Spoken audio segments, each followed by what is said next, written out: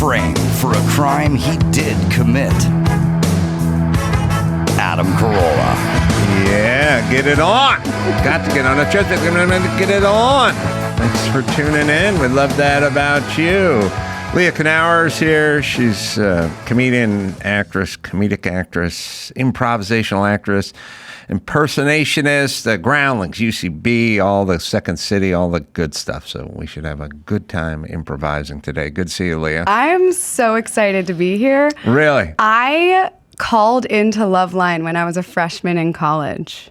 Where did you go to college? So I went to University of Colorado at Boulder for 6 months. Then I went to rehab for drinking. But when I was at college, I called into you guys and asked a question because it's kind of weird to admit, but I had kind of an obsession with Dr. Drew when I was in high school. Yeah, join the club. You too? No, but there's a club. Yes. I'm not in it, but yeah, Yes. I get it. Yeah, Dr. McDreamy. Yes. Well, and I watched Celebrity Rehab. I read his book about narcissism. And then it was like full circle then when I went to rehab for I could see falling in love with him as a woman, a young woman. And I would take that as a good sign. Yeah. Okay, thank you. Yeah, that's healthy. Yeah. Yeah, like falling in love with, Trent Reznor or something like that. Who's that? Oh, let's see. Lead singer of Nine Inch Nails. Does a lot of movie soundtracks now. Okay. Dyes his hair black. That's not my vibe. I'm saying if a guy who paints their nails black, that guy, aggressive tats, aggressive piercings, no. But Drew, I want a PhD. Give me the D in PhD. He'll put that. He is a man of passion. Yeah. He's a man of exquisite passion. He always has been. Yeah. But you guys answered my question. It was very surreal and very cool. So it's awesome to be here. What was the question?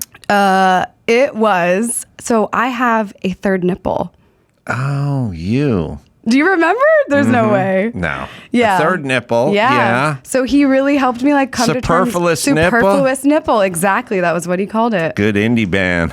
That is. Ronnie and the Rock broke those guys back in the day. Wait, that's really a band? Superfluous nipple. No, but there was a song called Detachable Penis. Oh. By, I want to say King Missile, but then I'm always wrong. But I'm right. Oh my gosh. So if there's so a funny. song called Detachable Penis, there should be a song called Superfluous Nipple. I'm going to write it. But you have a third nipple. I really do. And I rub it for good luck. I rubbed it before I came here.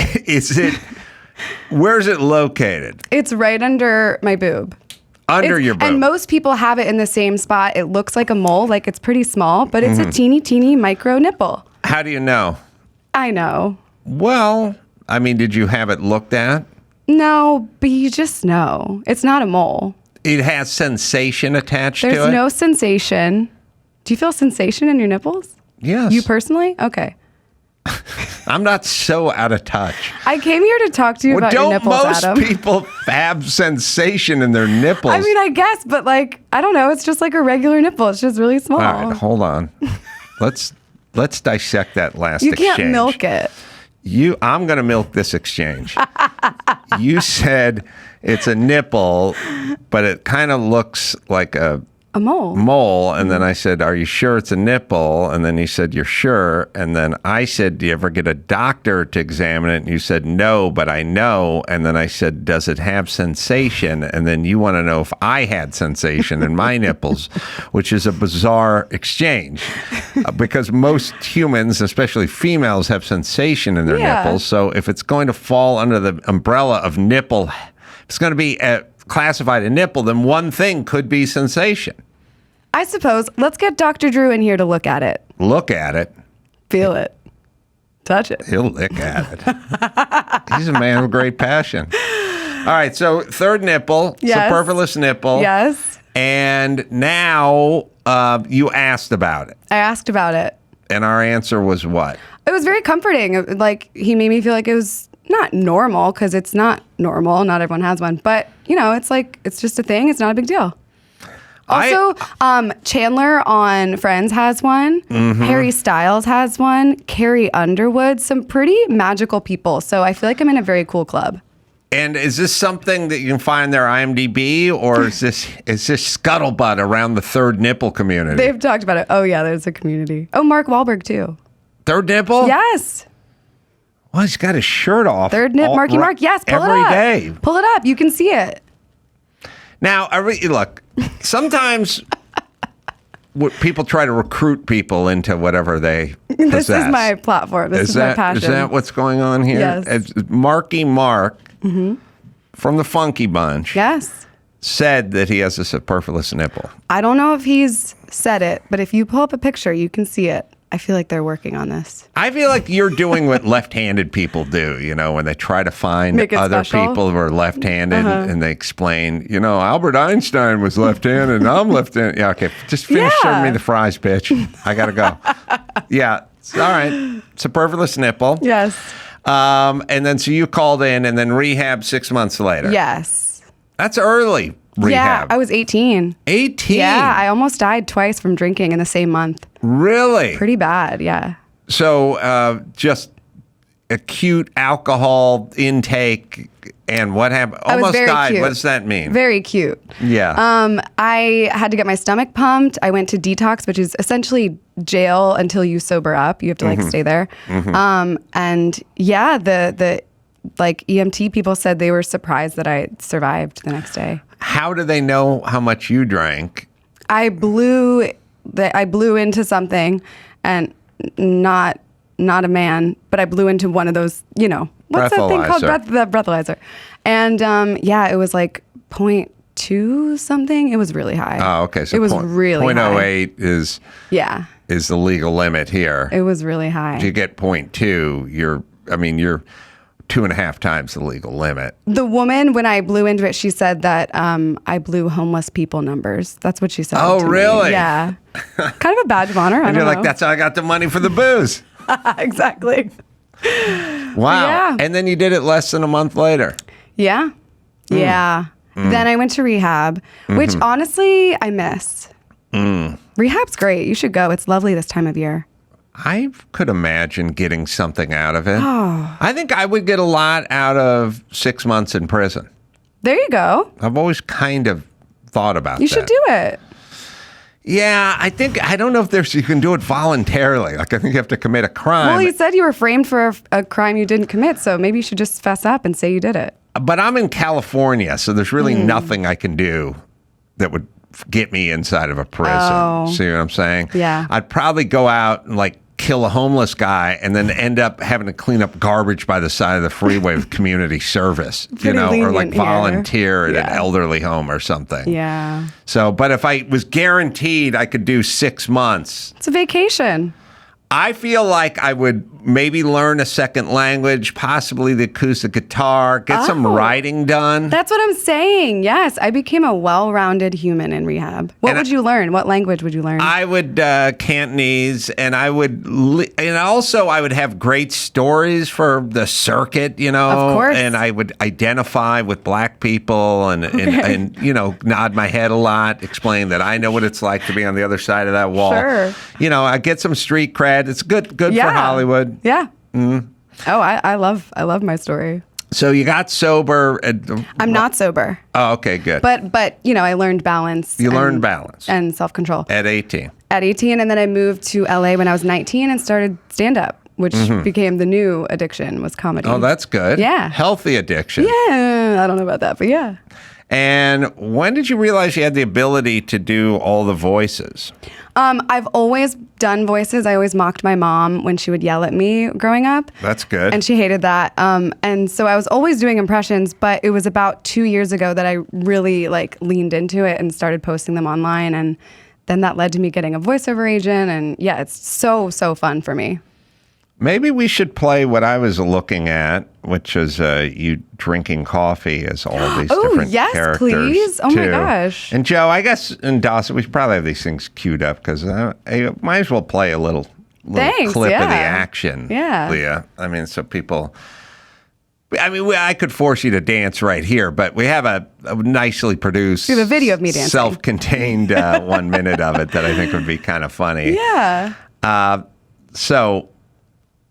Now, should we yell out the celebrity or should people just try to guess it? Oh, if they're just listening? Yeah. Maybe fun if they kind of guess it. I think you can get most Some all of of them, them. yeah. No, I think you get about 86% of them. The problem is, like Julie Andrews, you probably wouldn't be thinking about. Right. Right. I take my coffee with 1 cream, 2 sugars, and 7 shots of vodka. I try to save these coffee beans. Sometimes, when I close my eyes at night, I can still hear them screaming. And I didn't even see these. There's no drink like homebrewed coffee. There's no drink like homebrewed That's coffee. Judy Garland, by the way. Anyone's been dead for more than 30 years. Is, Kristen Wiig. but I actually, invented heat, so, I'm okay. Owen Coffee's Wilson. hot. Yeah. Really warms my heart. This coffee is hotter Joan than a Cusack. summer day No one's gonna know in Joan Cusack. Chicago. I know. That's hot. Oh, that Yeah. one, though. This coffee burnt my tongue. Now I have to Shaw. go to the hospital and get a tongue transplant. And then I'm going to have to get someone else's tongue. And then I'll start speaking in Portuguese. And then I'm going to have to move to Portugal and start raising llamas. Ugh. Well, you must have done a lot of these thank because you. the ones I watched had totally different set of celebrities. Yeah. Yeah, I do over 50 celebrity and yeah. voice impressions. Yeah. I like to do men and women Yeah. because I don't think most guys do women. They don't. And men get so mad when I do male impressions, which Really? only makes me want to do them more. Yeah. I'm trying to think. The one I watched had quite a few. Christopher Walken was in there. I know which one you watched. Can we pull that one up? Yeah, my problem is okay? I don't know how to convey that information because I don't know what the label of it was. Oh, it was, I know. It's on my Walken's in it. Instagram. It's on my Instagram. That There might have you been go. from my TikTok. What's so funny is like I'm watching that and that was I probably filmed that like 4 months ago and I can see the growth that I've gotten so much better. I'm like, oh, that makes me cringe a little bit. Oh, watching that's those. good. I mean, it's good to cringe. You think so? Well, I agree in that sometimes I was thinking back on doing stand-up like a year ago. Mm-hmm. And as I invited some people to the show or whatever, and it was fine. Mm-hmm. And I remember thinking, I got much better stuff now. Like, I didn't like that stuff that much. And that was only a year ago. It's a year, and I'm old, so Right. I mean, not right. It's good. It's good to like look back and Yeah. cringe because it means you're asking something of yourself. It means you're progressing. Trying new things. It means you're trying new things, and it usually does mean you've got a fair bit better at Yeah. what it is that you're trying to do. What about the first time you did stand up? What was that like? It was horrible. Yeah. It was very bad, and I never knew what I was doing, and I just didn't have the confidence or the comfort to achieve whatever was in my head. I couldn't get it out. You kept doing into the it. microphone. Well, sort of, because I did it for a period of time, maybe 2 years or something, with no success or really growth, or maybe I'm being a little hard on myself, but I felt like a really rank amateur, sort of bad, unfunny stand-up who kind of pushed himself out there to just say he was doing something. And then the second I got into sketch and improv, I basically just dropped it all together. So I completely abandoned it and got away from it and started doing sketch and improv and immersed myself in that world for a considerable amount of time, some years, maybe 7 or 8 years, and then stopped doing that and got back into doing stand-up, although there was nothing really to get back into because I wasn't any good in the first place, Sure. and I really didn't have anything to get back into.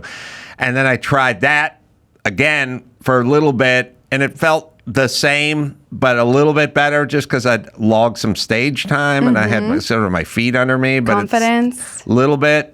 Just a little bit. Not a lot, not that good. Couple of decent, okay nights, doing my impersonation of a stand-up, not really finding my voice or anything. Sure. And then got into radio and then dropped it again. So I was not that focused or dedicated to stand-up, and then got into TV and then got into more TV, and then just kind of went, that's enough of stand-up, and then got out of TV and got back into stand-up for a third time. That's how it is, though, right? Like, I relate a lot to that. I did stand-up, and then I did improv and musical improv more so. Then I came back to stand-up, and now a lot of my stand-up is musical improv and, like, making up songs about the crowd. So it's like, I think it's cool to take all these different skills and then bring them back to whatever it is that you want to do. Do you play an instrument? I don't. I hire someone to do that. Oh. Yeah. But you do musical improv. Uh-huh. It's so fun. So you get the where were you born and what's your favorite sport and who's your team and what's your favorite breakfast food. Some of that. And then you just collect it all and do it into a sort of a rap. Not a rap. I sing.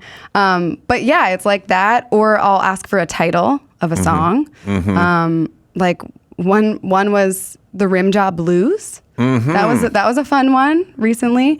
So I asked the crowd, like, give me a title of a blues song that doesn't exist, would never exist. And yeah, it's really fun because it keeps every stand-up set fresh and fun for me. And the person accompanying you with the guitar, Piano, keyboard, yeah, will just start in with ba-da-na-na-na. Was rimming the stranger, ba-da-na-na-na. Felt some on the tongue. Ba-da-na-na-na. Right, and so that. And so you saw my song. That was exactly how it went. Yeah, I know the rim job blues. I got the rim job browns. Yes. Browns. Oh, sick. You can use that. Thank you. I think I will. We have the other clip, by the way, the one I was awesome. referring to. I loved your song. Thank you. Ow, my tongue. It Oh, burns. that's Christopher Walken, right? Bang. Ow. Oh, God, it's hot.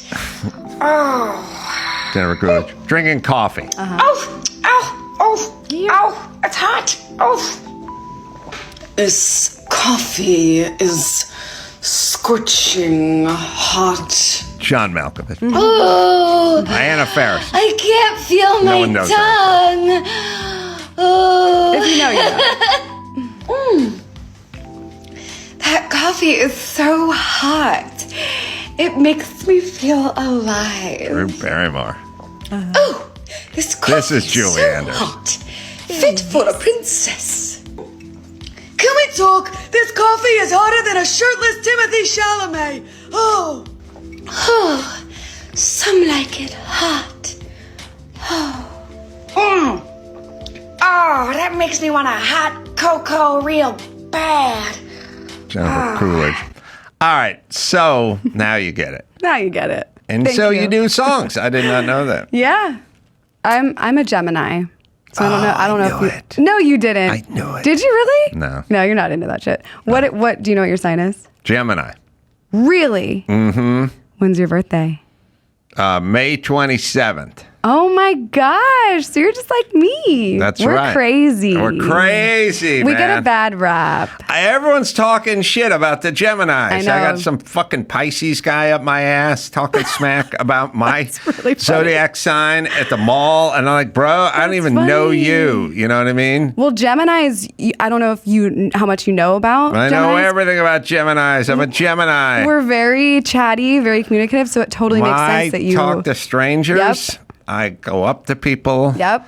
You want attention when we get on stage? I need attention. Need it. When I get on stage, Yes. I amplify. Joe, you've been to my shows. When I'm on stage, man, I'm talking in a device that amplifies my voice so everybody can hear it.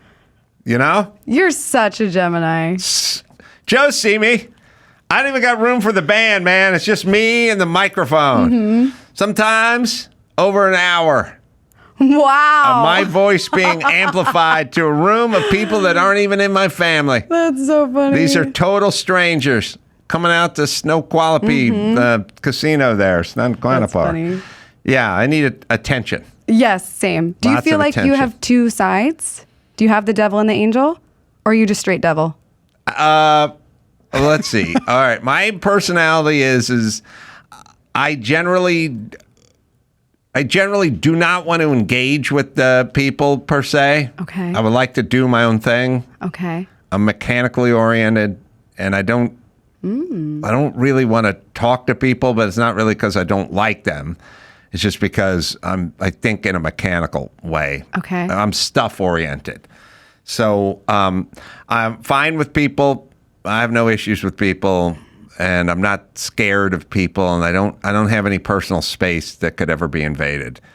So and then when it comes to in the limelight part, I like to just do my job and then get paid and leave, and then usually be left alone, I think. You're giving Cancer. I wonder if you have Cancer in your chart. I may have some Cancer I'm really in my into chart. this stuff. If you can't I tell. don't have a lot of ham in me. Ham? I'm not a ham. Oh, okay. I do not go out like they say. They say Al Jolson on his wedding night, like, snuck out of the hotel and went to a firehouse and performed for 2 hours. Mama. I don't know. I don't know who that is. You're that? I'm doing sorry. impersonations of Judy Garland. I'm really sorry. You do impersonations of Judy Garland, but you don't know who Al Jolson is. I'll bet you Al Jolson banged Judy Garland back in the day. Oh, good for him. Al Jolson. Well, I don't know who Al Jolson is. Well, listen, mammy. Come on, my honey. Come on, my baby. Come on, my ragtime girl. I've heard that. Al Jolson was probably the biggest entertainer in the world. I say entertainer because I don't know if it would be like actor or musician or singer. Al Jolson could have been the biggest entertainer in the world through the 20s and 30s. I guess we could look it up, but probably died about. And look, if you can do a Judy Garland, all right, I have you can homework. do it. You can do an Al Jolson. Okay. Anyway, back to the ham. You have no ham in you. I don't have a lot of ham in me. Okay. I was at dinner last night with some young people or something and was told to do a joke of mine. And I was just like, I just want to eat. I get that. I'll sit and not talk for quite a bit at a table. But then I can crank it up. Well, it's like you want to choose to do it, right? You don't want to be put on the spot, sounds like. I'm not that into it as much as people might think. As someone who does it for a profession. Sure. I'm not. Well, because you're not working. It's like, I just pay want to me. get paid and go home. Yeah. That's usually my thing. Yeah. We have Al Jolson performing in 1927. I love it. Mama.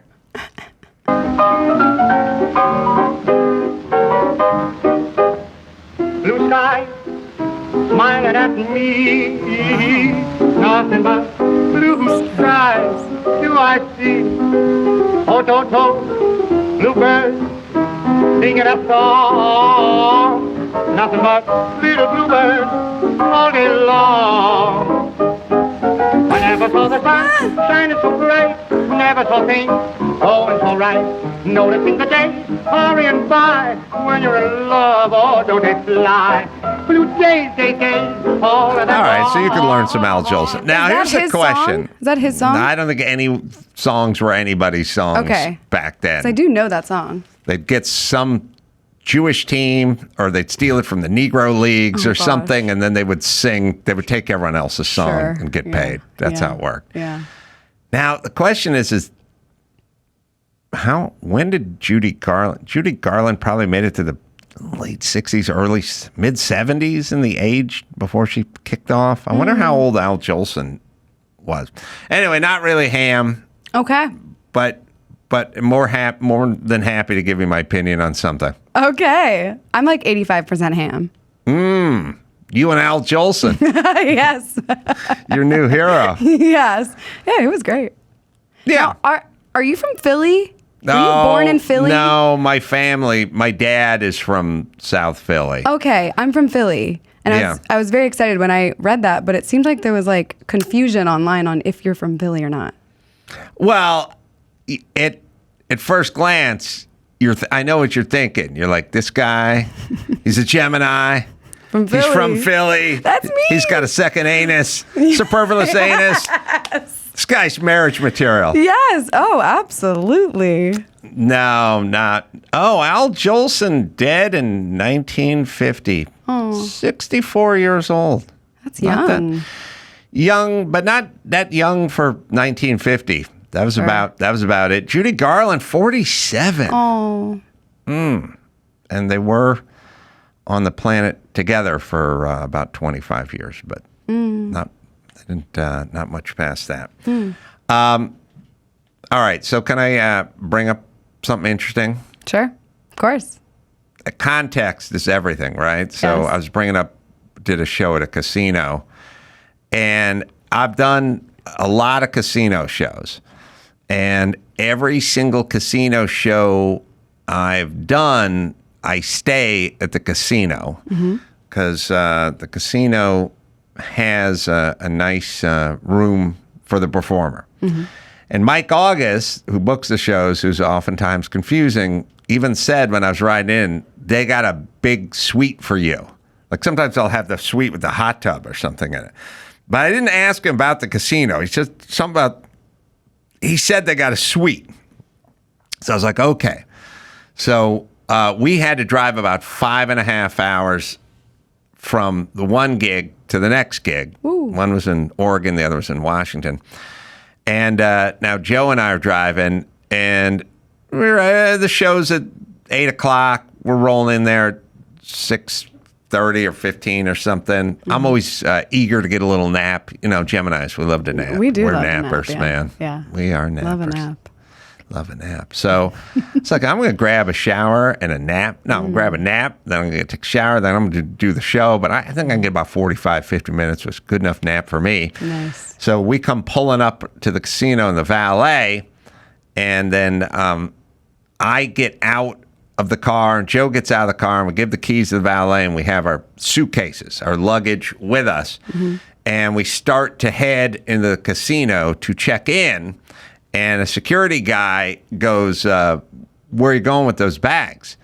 And we said, well, we're bringing them in. We're checking in. And he goes, you can't bring those bags in. And I said, we can? And he said, no, it's a security thing. And I go, well, where would we put the bags then? And he goes, back in the car. And we go, well, what if we need stuff from the bags? He goes, you just go out in the car, get it from the bag. What? I said, we can't bring the bag in? And he goes, no, you got to put it back in the car. And then I go, what about the backpack? And he goes, well, we could search the backpack and you could probably bring that in, but we'd have to search it. And I go, how do people check in with no bag? How do they not bring their bag when they check in? And he goes, you can't bring that bag in. I go, how? And he goes, are you a vendor? Oh. And I go, no, I'm not a vendor, but I am a performer. And he goes, that's a vendor. And I was like, all right, but I don't think that one's on me. Comedy vendor. Comedy vendor. Got comedy. Who needs comedy? A red hat comedy. You need another comedy? You refill comedy? Need some more jokes, miss? Yes. Okay. So he goes, that's a vendor. I go, all right, well, then I'm a vendor. So can we bring the bag in? And he goes, no, you can't bring the bag in, but you can keep it in your car. And I'm like, but how? But we need the bag because we're checking in. He keeps going, nah, it can't come in. And I was like, what kind of policy is this? And how would this even work? The way it works is there is no hotel attached to the casino. It's just a casino. There is no checking in. For the first time ever, I'm playing a casino and not staying at the casino. We're staying 15 miles the other direction 15 at a hotel. miles. Oh my gosh. We're talking about a 20, 25-minute ride with no traffic to the place. Okay. Which at least cleared up the whole part where I Sure. thought I thought their policy was you cannot bring bags. luggage into our hotel, which seemed crazy to Joe and I. But he had no context either. Although I kept saying we're checking in, but he didn't. He knew that it was just a casino, so he didn't know that we didn't know. Right. So he kept thinking I was just dragging all my bags through his casino, which he wasn't going to tolerate. But then it turned out we're vendors. And he said, and at some point got somebody with like a clipboard and a headset to come find us and then take us to the green room. Wow. Where I was able to take a miniature nap on a weird Naugahyde sofa. Oh my gosh. Yeah. I'm going to start calling myself a comedy vendor. Comedy vendor's I like good. that. Sounds official. Merchant of mirth. Merchant of humor. I'm going mirth because it's alliteration. Oh, I do like that. Merchant of mirth. Yeah, when we're bringing you out, you know what I mean? Uh-huh. Whoever brings you out, say one of the premier comedy vendors Yes. on the circuit, Yes. the merchant of mirth. We'll just sort of keep building it up. Uh-huh. Third superfluous nipple. Yes. Just like Marky Mark. Google Yes. that shit. Mm-hmm. Feeling good. Al Jolson. The other thing I want to know, maybe this is a Gemini thing. I do not believe in much Okay.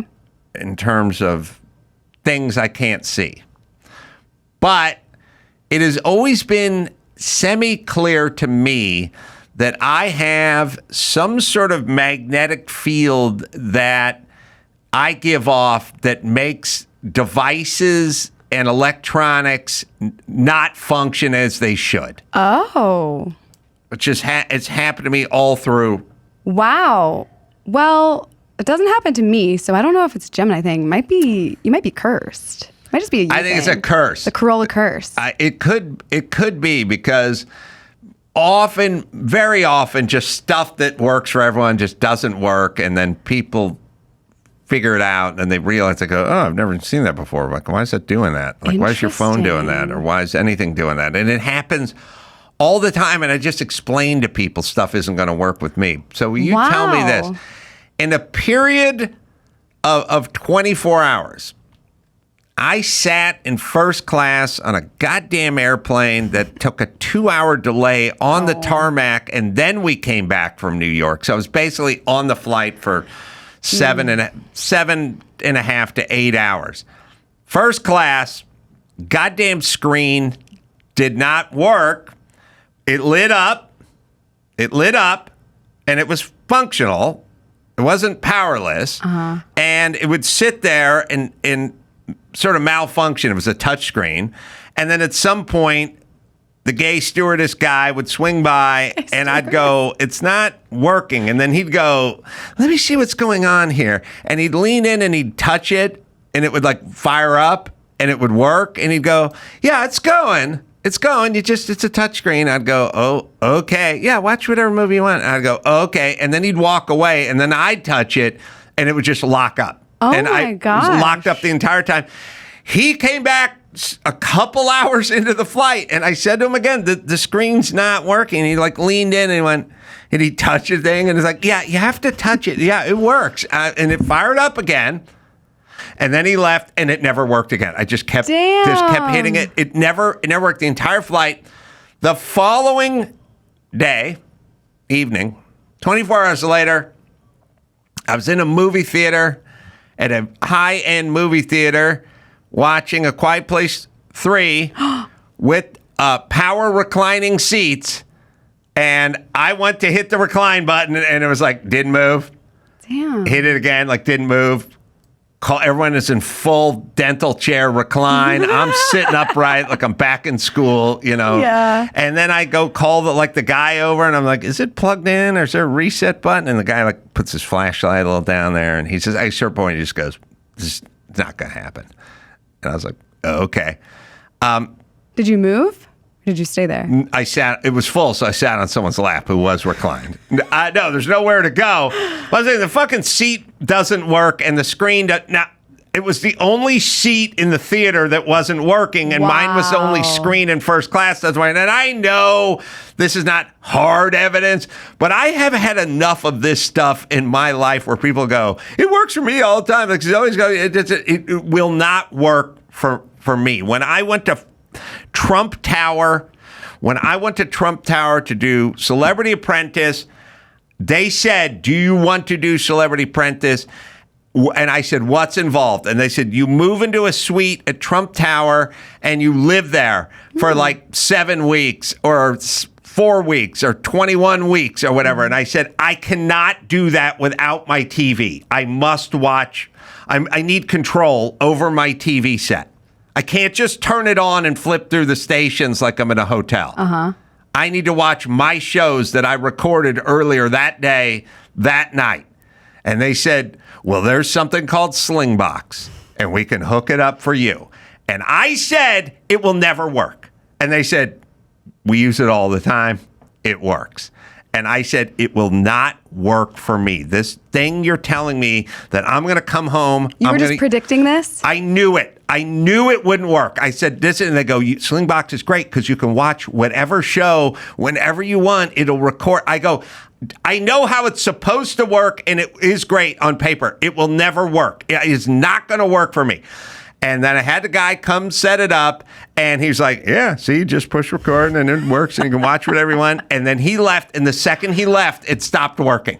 And it never fucking worked. And then he came back again, and now I don't think he could get it working. And at a certain point, the guy just said, it's not going to work. Oh, and I just said, I told you it wasn't going to work, and I knew it was going to work. He's like, it's worked every time. I was like, there's no way it's going to work for me. Okay, I have something to say, and you might not like it. As a Gemini, as a woman, as a fan, as a daughter, as an American, what are you saying this as? So I am witchy. I'm a witch. And Wiccan? No, I'm like grab bag. Witchy woman? Witchy woman. But I very strongly believe that what you say matters and the things you think matter. You're so right. So I'm sorry, but I think you're putting out the energy. Self-cursed. I think you're putting out the energy of things not working. I cursed myself. It also could have been Mercury retrograde, which means like devices tend to not work. But the fact that it was just happening to you makes me feel like it's a you thing. Why are they laughing retrograde. so hard? Yeah, stop telling yourself it's You're not right. going to work. You know what? Put out good vibes. You're right. I should have said to the guy, good. I love Slingbox. It's going to work. It's going to work. I also want to know what your shows are when you say you wanted to record your shows. I always watch TMZ. Oh, really? I'm trying to think of, and I'm also trying to go back 12 years or whenever I did it, like what I would have, like sports, MMA, any car related stuff like TMZ and schlocky news, extra, Billy Bush, what's J-Lo up to? Oh, okay. She's such a hero. She's raising some of her kids, like stuff like that. Sure. I love schlock. And I love any like, stories like the real story, the sinking of the Lusitania, like that kind of stuff. Okay. Popcorn schlock. I was hoping for like The Bachelor, Love is Blind. It's none of that. No, I never. That's what I watch. Not the serial stuff. Okay. Like that. Stuff that's more important and then way less important. Okay. Yes. I don't hang around the middle. That much. But instead, it was just women's volleyball on ESPN 5, collegiate women's volleyball at the junior college level. There'd be nothing fucking on by the time I got home from doing the celebrity challenge. That's the problem. No control. Damn. Yeah. Start speaking more positive. I'm going to do that. I think that's a problem. I think it's a problem in my life, and I'm going to get more positive. I love it. Yes. Yeah. I mean, that stuff is so real. Is it real? It's so real, and I feel like I manifested being here. Oh, you did? Yes. It's so crazy. So like 2-3 weeks ago, I emailed you guys, cold emailed, saying that I wanted to be a guest on the show. And then that very same week, I got a separate message asking me to come on the show. Not connected. Not connected. Same week. And the day I got that message, I told myself, it wasn't about this show specifically, but I was like, someone's going to reach out to me today about a casting, about an appearance, about something. Like, I'm going to get a message. And then 4 hours later, after telling myself that, I got a message about coming here. So like, it's I'm so doing it. This stuff happens to me all the time. I do too much. I'm Just too be more low. positive. I got to be more positive. Yeah, call into the universe what you want. What do you want, Adam? Well, I've let the dream of the Slingbox go. Okay. So I'm off of that. Okay, we're moving on. Yeah, there's people I'd like to talk to. There's shows I'd like to do. Put it out there. Who is it? I like to do another home improvement show. Love it. I love the home improvement genre. I haven't done one in a while. It's happening. Like to strap on those bags and get back on that site, start busting some contractors or swinging that hammer, helping needy people. Yes. But not really caring. Okay. You know what I mean? But TV, faking care, fake care for TV. You know, where I'm going to build them that thing they needed, you know, because I'm in the community and this is the inner city and they don't have greenhouses here. So I have access to herbs. So I'm going to build them something. It's going to happen. I see it for you. All right, to put it out. Yes, exactly. All right, you want to manifest some news? Yeah, let's manifest some news. All right, hold on. Let's take a quick break. And then Leah's going to manifest some news right after this. Simply Safe, imagine a burglary. It's a shady character in the dark, right? Well, according to FBI, most break-ins happen in broad daylight during the summer when homes are unattended. That's right. Yeah, they get you during the day because you're out of town or you're at work. That's why you need Simply Safe. We've been using these guys for a million years. Modular, fast to set up. Take it with you if you're moving. Can't do that with the hardwired stuff. Also, they have fast protect monitoring. They have live guard protection. Simply Safe agents can act within 5 seconds and can even see and speak to intruders. Less than $1 a day, no long-term contracts. Cancel anytime. Protect your home this summer with 20% off your new Simply Safe system when you sign up for Fast Protect monitoring. Just visit simplysafe.com/Adam. That's simplysafe.com/Adam. There is no safe like Simply Safe. It's time to check Adam's voicemail. G'day, Adam from Australia. I thought I might give you a rest today and do your introduction in the Australian accent. Get it on. Got to get it on. Mandate to get it on. No choice but to get it on. Thanks for tuning in. Thanks for telling a friend. That's what Australia likes about you. Have a good one, mate.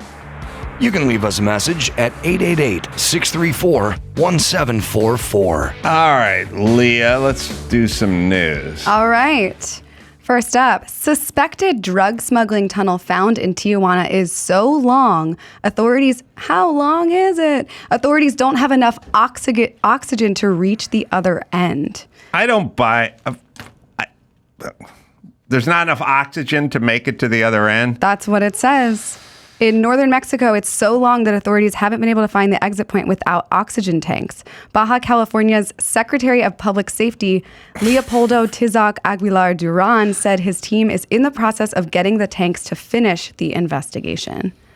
All right. I'm like, damn, they found my spot. I learned about this from Fast and Furious 5 or 4. You watched all of them? Shit, yeah. Okay. And I'll watch him again if I had that sling box. No, wait. I'm going to be positive. Yeah, there you go. I'm going to be positive. Probably be on tonight when I come home. Yes. Yeah, they got a lot of tunnels. And then I was thinking to myself, like, if your culture does a lot of tunneling, it's either really evolved, like Japan and England and all the places with the metro and the channel. I mean, the channel's an amazing thing, but it could also be Gaza and Tijuana. Tunneling in general, it's hard to hang a label on a society that does a lot of tunneling, because if you're talking about getting from England to France in a tunnel, that's as evolved as you can get. But if you're talking about terrorists being scootered around and Hamas running through Gaza, then you're shit society.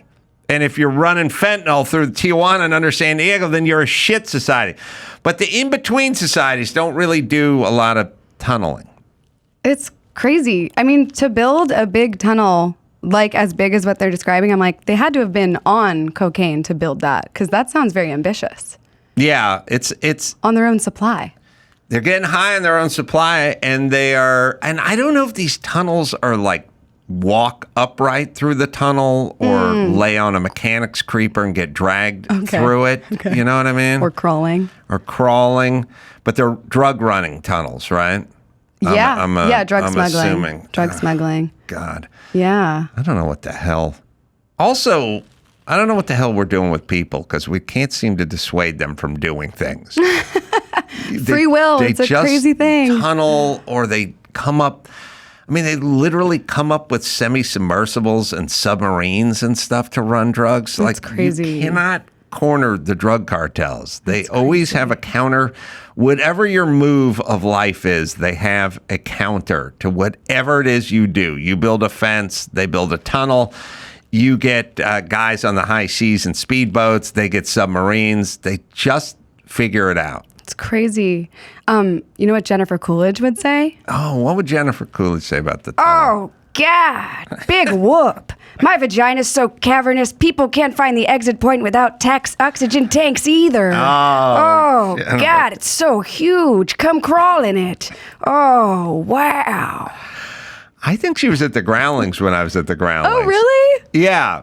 But it was Jennifer Coolidge 1.0, not Jennifer Coolidge, who turned into Madam from Waylon and Madam, which is another Al Jolson type reference that you have no idea what I'm talking about. But Madam from Waylon and Madam was a ventriloquist dummy. Oh.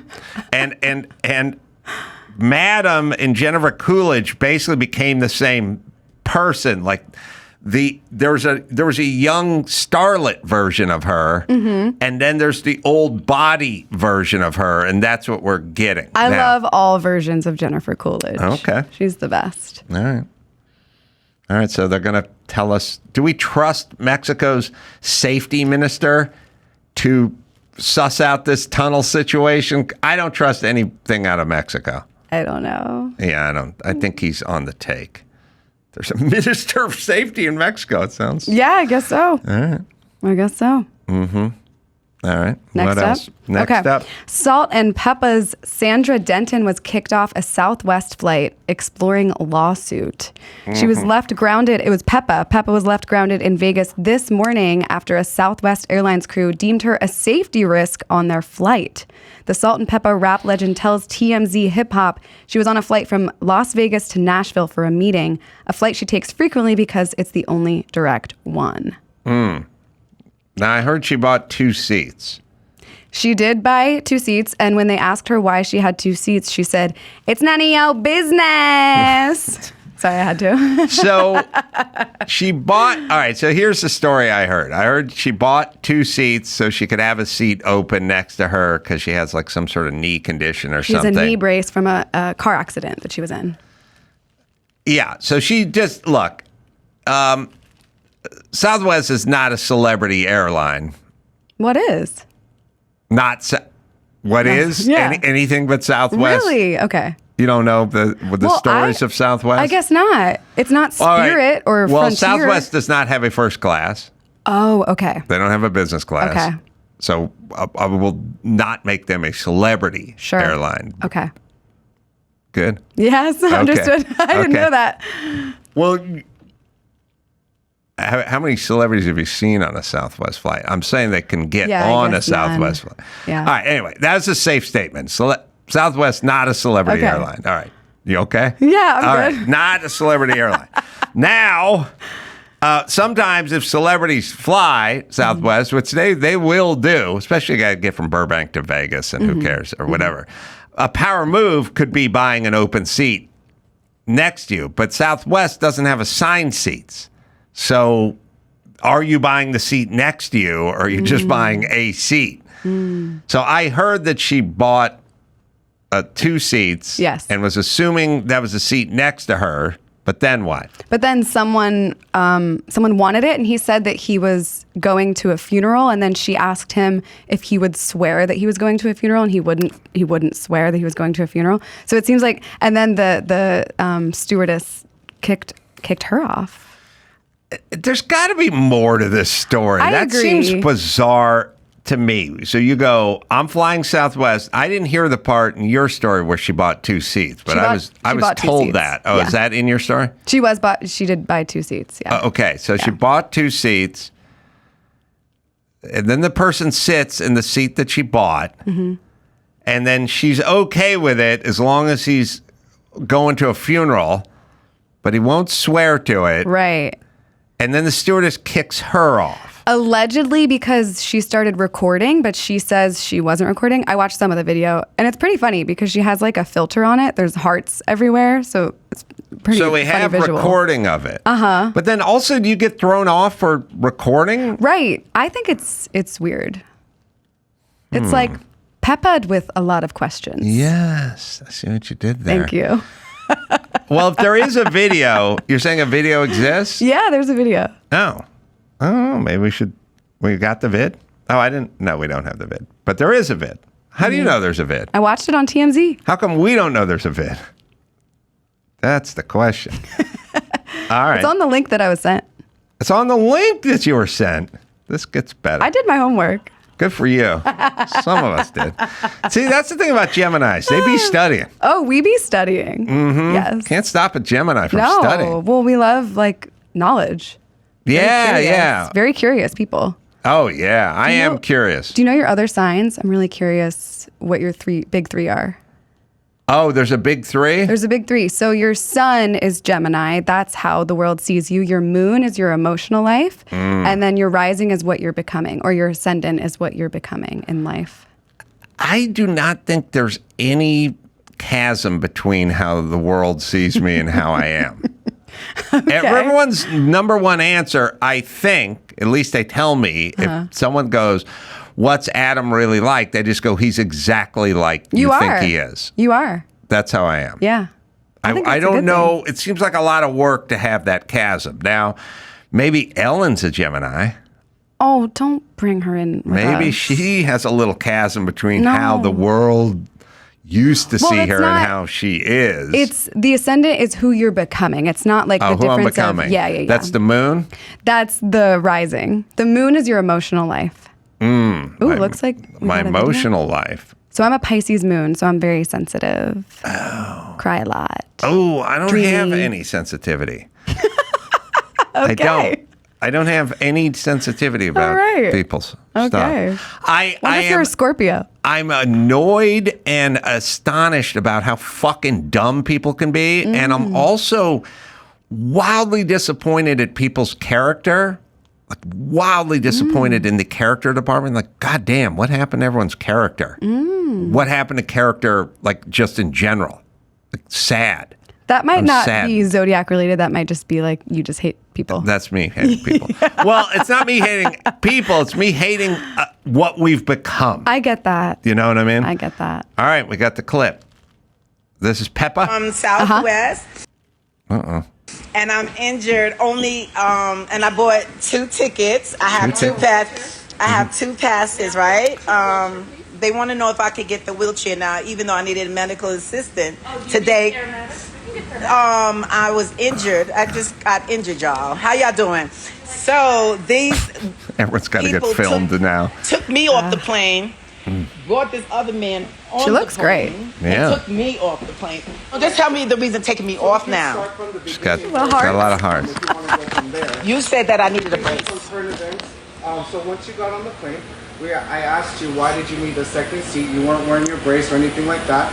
Southwest has a customer size policy, so you weren't encroaching on the second side. But then later on, once you put your brace on and had your second one, It was fine, You were and you fine, but apologized. Right, So because- then you came back, and now. afterwards, you were filming everybody, and then that was due to No, the I safety wasn't of the I was film. talking to So my I need you to get off assistant. the jet. I wasn't don't want you to filming. inconvenience 140 This is people. my first time filming, I actually, apologize for that if that's how you feel, but I need you to get off the jet bridge. Or because someone- I started filming. I just want to be clear on my kickoff of the Southwest. I understand you feel wrong, but I need you to get up to the jet bridge just All right. so for your But safety. I still don't get the part where she bought the seat next to her, and then the guy's like, yeah, but you weren't using the seat. But if you buy the seat, Right. then isn't that... I don't feel like she did anything wrong. It's weird. Here's how I generally feel about stories like this. There's some element that we're unaware of. And I don't know what the policy is. If you can just buy an open seat next to you, it's confounding. And the reason it's confounding is Southwest, although generally known as a world-class celebrity carrier, Southwest is the only airline where you can't buy a seat next to you because there is no seating to be bought. It's just groups, and it's a clusterfuck race to the bottom once you get on there. So it's confounded because if you're flying Delta, American, or any other airline, then you'd go, I bought seat 17A and seat 17B, and I have the receipts for both of them, and that's an open seat for me. Right. But I have no idea what... Now, Southwest could sell me 2 seats, and maybe they... But there must be some... They must have to say, it can't be 2 random seats on the plane in different aisles because that would eliminate the reason you bought 2 seats. Right. That would be like, why would you do that? What is the Southwest... I'm looking at Joe, but what is their 2-seat policy? And then if they're...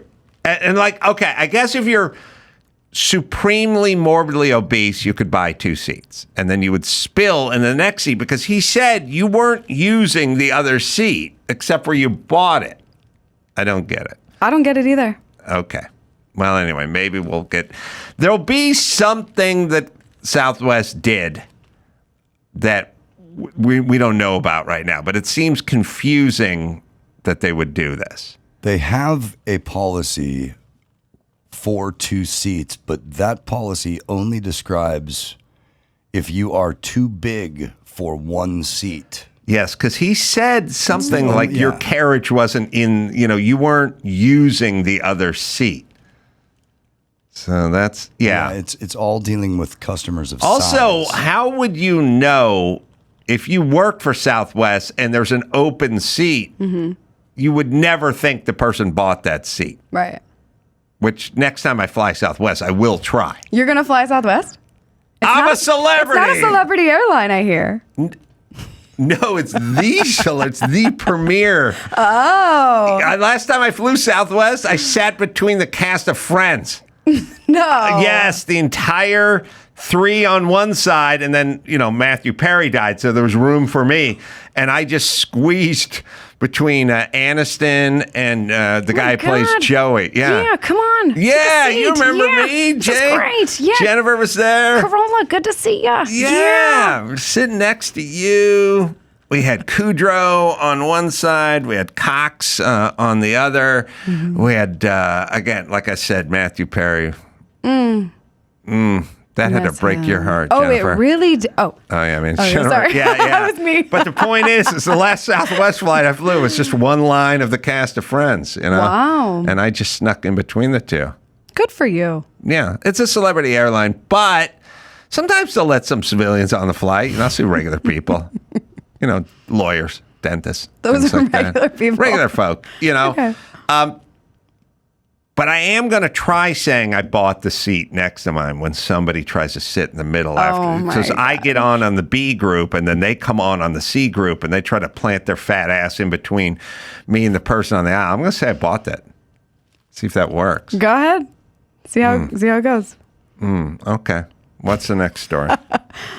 RFK Jr. to receive Secret Service protection.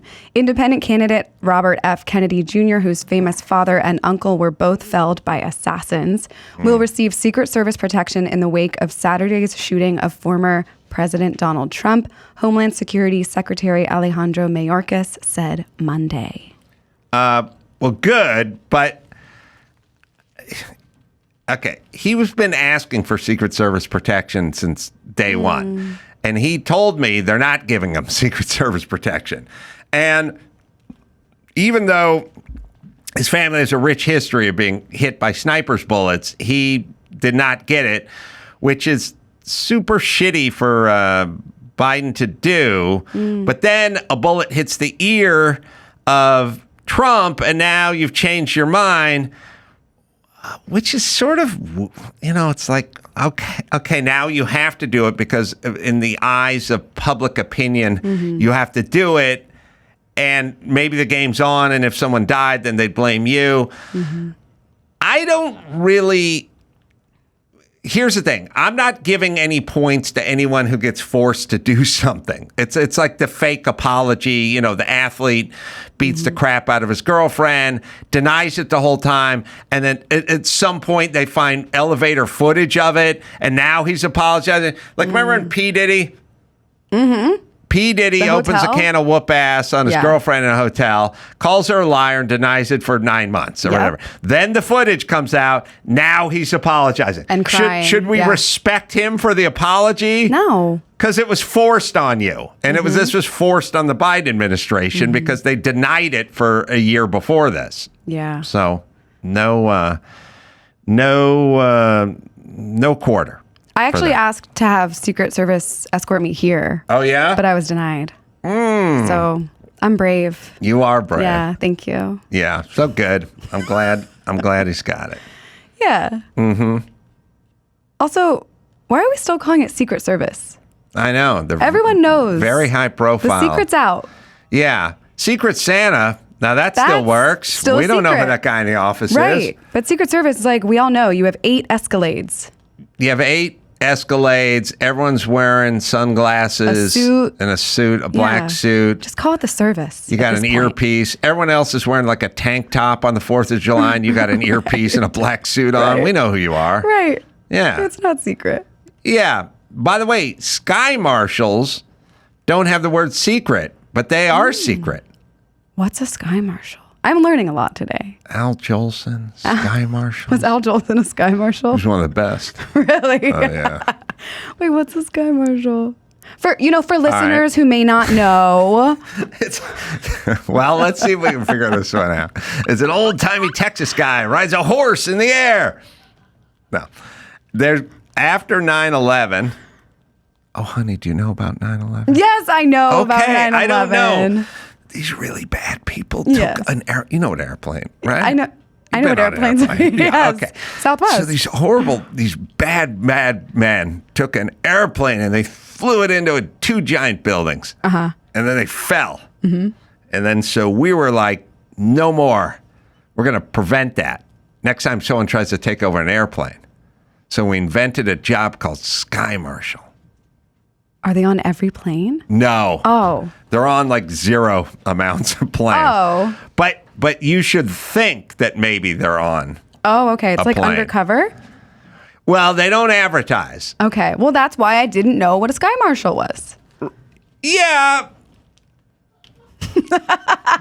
But I know what other people know what a sky marshal is. And okay. Well, here's all I'm saying. They don't want to present as marshals because they don't want the person on the plane knowing they're on the plane or not knowing they're on the plane. Mm-hmm. They want the bad guys to think they're on the plane when they're probably not on the plane. Oh, you got me? Sneaky sky marshals. Okay. But sneaky sky marshals. They're called sky marshals, but they're not secret sky marshals. Just sky marshals. And then the Secret Service got the word secret in it, but we can see them very clearly. I think they like that. They're like, ooh, we have a secret. Undercover cops are undercover. Uh-huh. They have a whole different outfit. What's an undercover cop? I'm just kidding. Your face. Scared me for a second. I'm not that dumb. Yeah. Oh, and speaking of dumb, I was calling sky marshals, air marshals. Oh, air marshals. See? Yeah. Look at that. Look at that. Maybe that's why I didn't know what it was. If I'd said air marshal, you would have been for sure would have known. Yes, exactly. All right, let's do one more. We'll go with that. Okay, Kim Kardashian reveals she tried the Jennifer Aniston approved salmon sperm facial. You've had one of those, right? Not intentionally. If you get drunk enough in Alaska, you will experience that. Oh, yeah, I'm sure. Yeah, when they're running, they're coming. Literally. I actually did one of those once, and now they won't let me back at the Long Beach Aquarium. Yeah. I guess they have to consent to it. Okay, Kim Kardashian is serious when it comes to trying anti-aging treatments. On the latest episode of The Kardashians, which was released on Hulu on July 11th, the Skims founder, 43, opened up about getting an unusual facial in hopes of achieving a more youthful appearance. She says, "I got a salmon sperm facial with salmon sperm injected into my face," she revealed to her mother, Kris Jenner, who appeared stunned. Whose sperm has she not had on her face? It's true. I'm sorry. I don't like slut shaming, but I just couldn't resist saying That's that. a good joke. Thanks. Yeah. Yeah, half the NBA is giving you that treatment. Yeah. I don't know why. Maybe I'm a little squeamish or old-fashioned, with all my Al Jolson references. But Sure. I just feel like I don't want to hear about salmon sperm. I just don't. Yeah. And I get that it might be working for her. Sure. Is it just me, or does Kris Jenner seem like a very good recipient of plastic surgery? Like she looks good? She's a she looks great. 69-year-old woman who looks like a young woman when they do her up with the makeup and everything, and does not have a sort of grotesque and false look of people that have like, oh, wow, too much work, honey. She looks amazing. Right? Yeah. Maybe she's doing the sperm facial. Kim Kardashian also said, "Get your fucking ass up and put fish cum on your face. It seems like nobody wants to put fish cum on their face these days. You have to surround yourself with people that want to put fish cum on their face." Wait, is that John Malkovich? Or is that... No, that's Kim Kardashian. Oh, what the hell? Yeah, sorry. I should have got. Yeah, of course. We were talking about Malkovich. Do you know that famous quote of Kim Kardashian saying, "It seems like nobody wants to work these days"? Yeah. Yeah. I like that. I like anyone that yells at anyone to work. You do? Yes. Is that what you do here? There's a thing that we're doing, which is some sort of, we've decided that we needed a work-life balance, and that really just translates into smoking tons of weed and never working a Saturday ever. And it's not good for people. People don't really understand that work is good. I love working. It gives people meaning. Yes. And also men need work even more than women. Women find satisfaction in other areas, but guys not working is really counterproductive, sort of counter to who they are. It's a fight with your own DNA and cells, essentially. And we've been trying to convince everyone to relax and slow down and take it in, and why not do more of this and less of that, and you don't have to listen to him, and it's not about the money, and it's not about... Work is insanely important.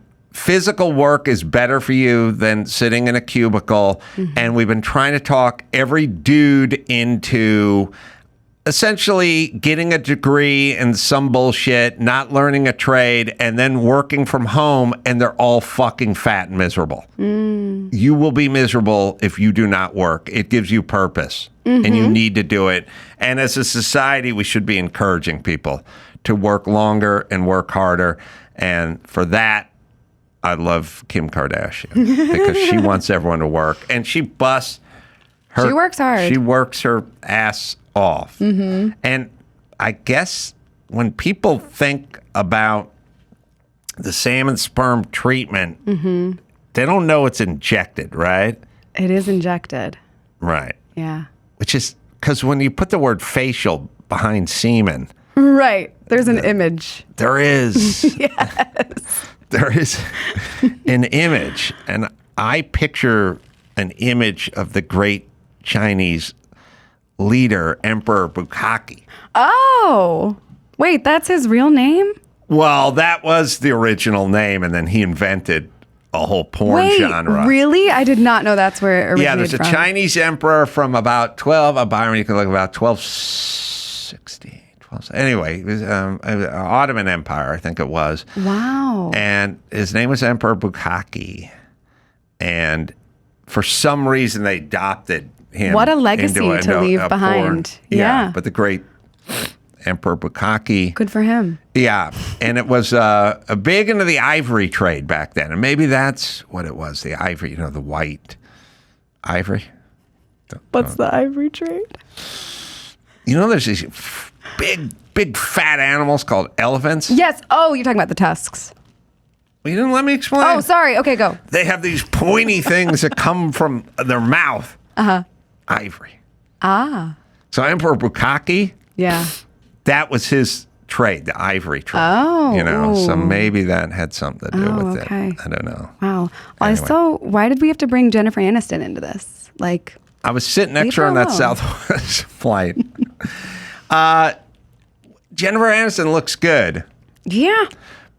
But Jennifer, is there some point where it's too much pressure? Like you just need to get old?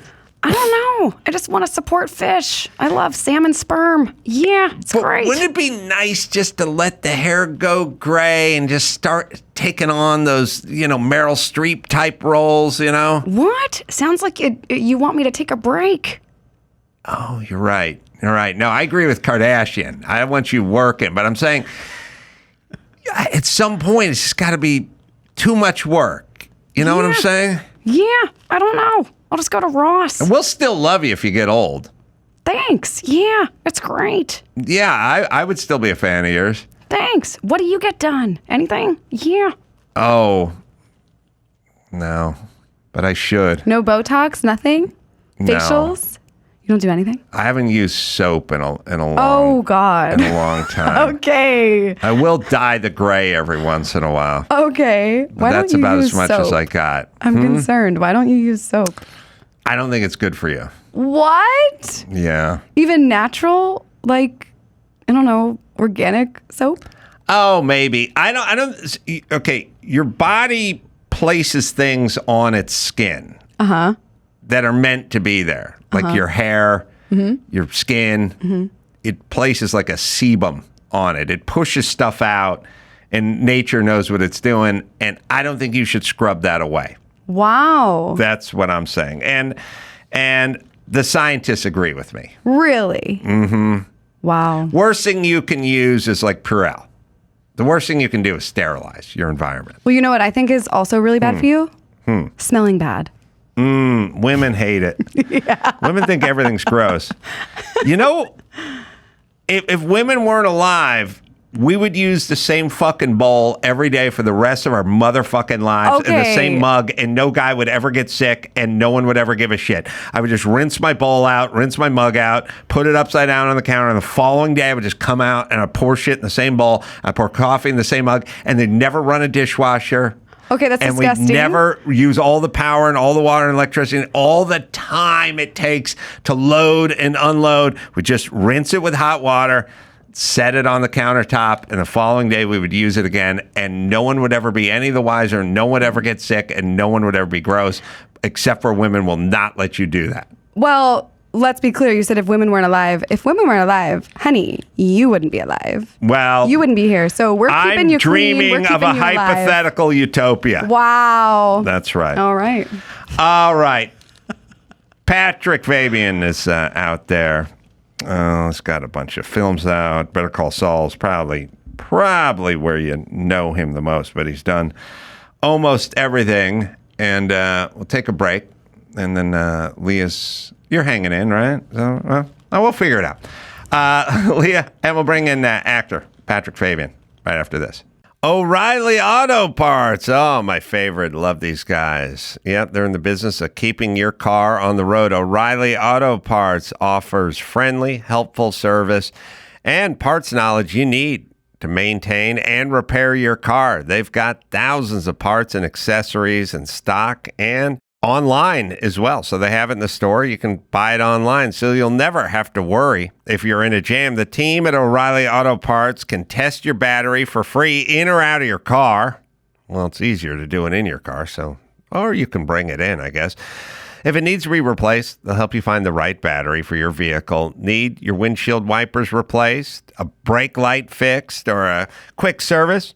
They'll help you find the right part or point you to the nearest local repair shop for help as well. Whether you're a car aficionado or an auto novice, you'll find the employees at O'Reilly Auto Parts are knowledgeable, helpful, and best of all, friendly. Yes, nice people. The professional parts people at O'Reilly Auto Parts are your one-stop shop for all things auto, do-it-yourself, and you can find what you need in the store online, or you can go in yourself. Stop by O'Reilly Auto Parts today or visit at O'ReillyAuto.com/Adam. That's O'ReillyAuto.com/Adam. Celebrating 15 years of podcasting, here's a memorable moment from the Adam Carolla Show's Ace Awards archives. Elliott, what do you think of this? How do you feel? How's your health? Talking to the mic. My health is fine, thank you. You good? Yeah. You good? The water was not open, so nothing spilled. Yes, I know. Would you like some water? Thank you. Would you like some mangria?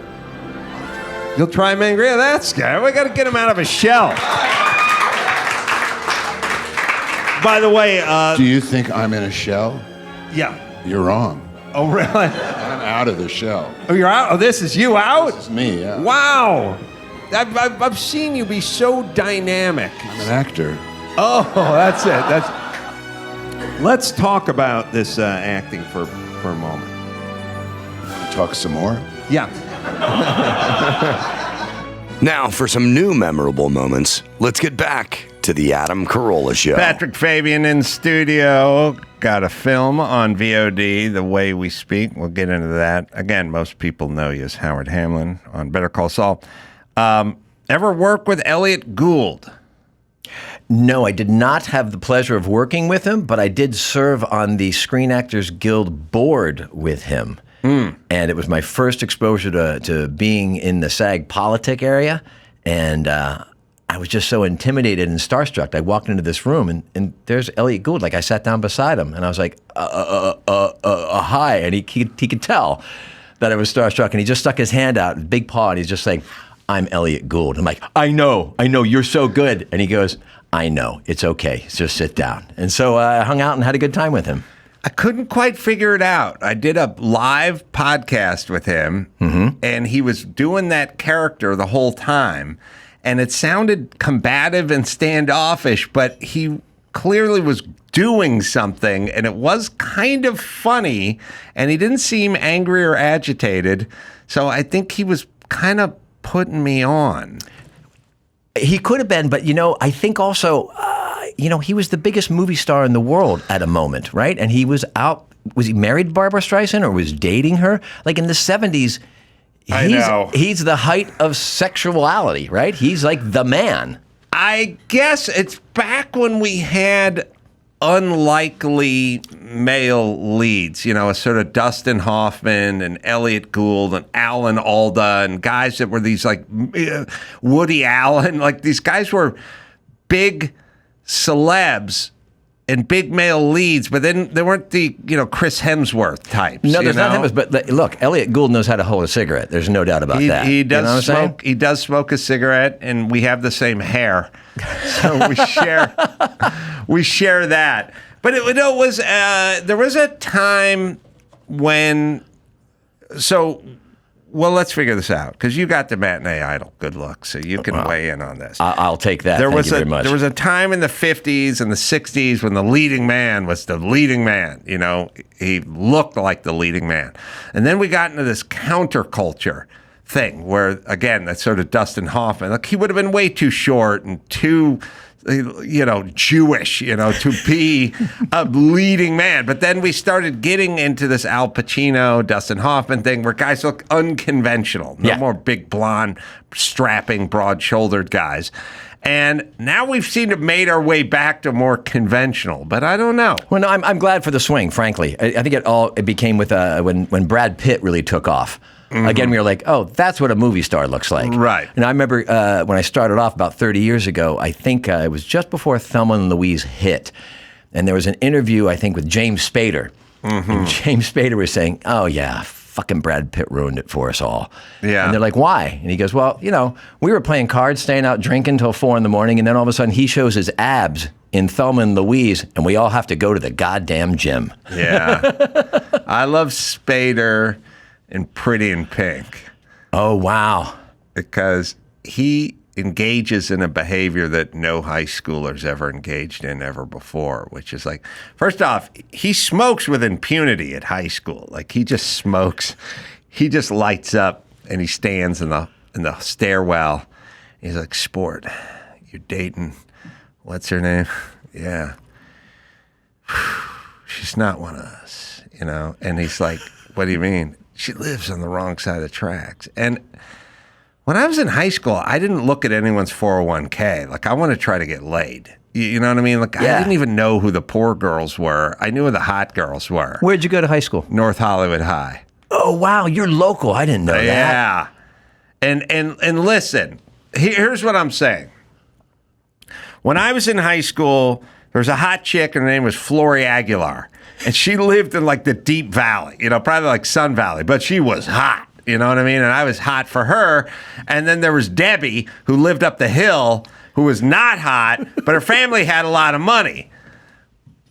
I don't know who the Spader guy is, because he's telling his buddy not to date Molly Ringwald because she's not in our tax bracket. So which tax bracket is it? Is it south of the boulevard up in the hill, or is it deep in the valley in Sun Valley? Well, deep in the valley in Sun Valley is a much lower tax bracket than south of the boulevard, but Flory Aguilar was a lot hotter than Debbie was. No, you got to reach down then. You got to reach down. Yeah, that's what I'm saying. But Spader. But anyway. So you from the Pittsburgh area. Yeah. Right. Born in Pittsburgh, but then grew up actually in central Pennsylvania, but I took the Steelers with me. I've been a lifelong fan. Every Steelers fan is rabid and nuts, and I like it. Don't get me wrong. And I like the Steelers now. I hated them back when they just dominated. But also, I mean, what a time. I'm from North Hollywood. I think I could name 9 of the 11 starting defensive players for the Pittsburgh Steelers when they were in their 70s Chuck Noll heyday. Well, I mean, that was like 4 within 6 years. They were everything. Yes. And I could see why people were sick of them. Absolutely.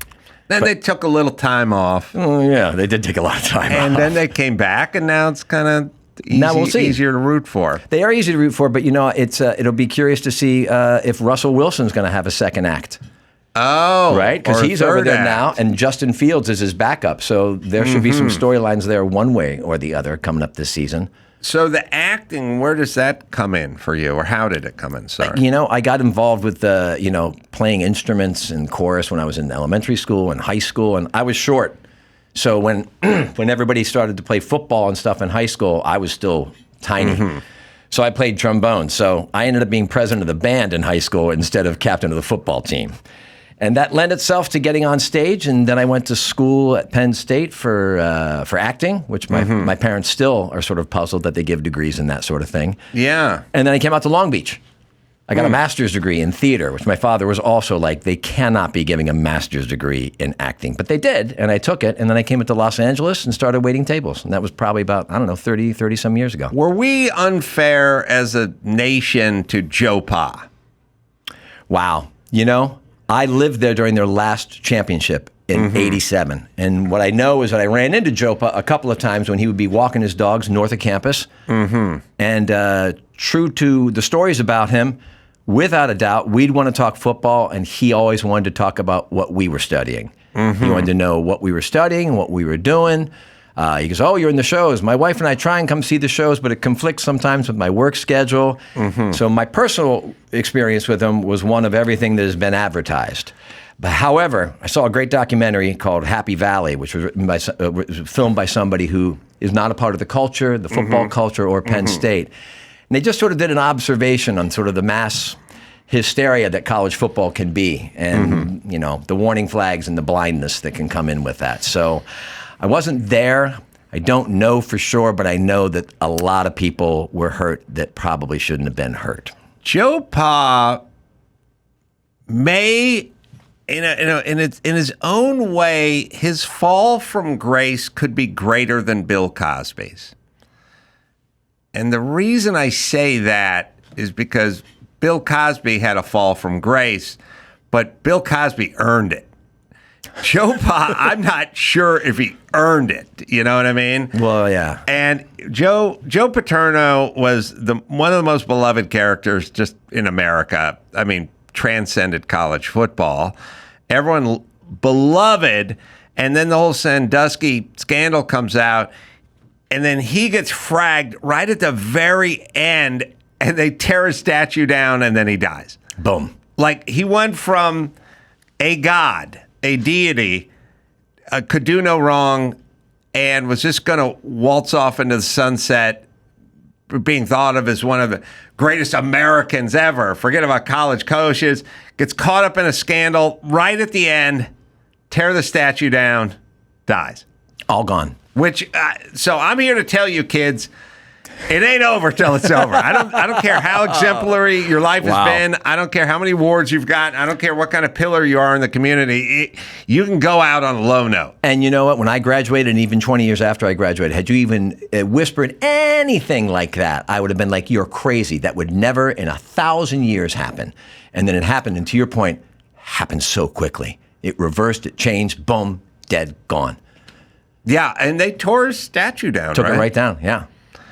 Dawson, or Byron, how long after they took his statue down did Joe Paterno die? Because it didn't feel like it'd been more than a year. I don't... and I almost want to think that it was reversed, like he died. Oh, and then they took it down? Yeah. Well, you would know. You're in well, the 6 months. No, not necessarily, though. It was a long... 6 months? It was a long time ago. They took the statue down. He died 6 months later. The statue was... Huh? Inverse. Oh, then you're right. He died, and then they took the statue down 6 months later. Yes? Yes? Okay. Verification. Yep. Yeah. Well, when I went to school, we used to carry cardboard cutouts of him to all the parties we'd go to. And there would be cutouts of Jopa manning all the kegs on Friday nights. Oh, yeah. And they would do elaborate things, so you would have to, like, shake his hand in order for the keg to pour, all this sort of stuff. So those were ubiquitous all over campus. Now, also, you know, I'm not a Joe Pop apologist, but I don't know. He didn't personally molest any kids. The question is what did he know? And I would also argue, in a weird way, like, you can't penalize your great-grandfather for saying Negro because that's what they said when he was around. Well, you know what I mean? I think that's what they were very much saying at the time.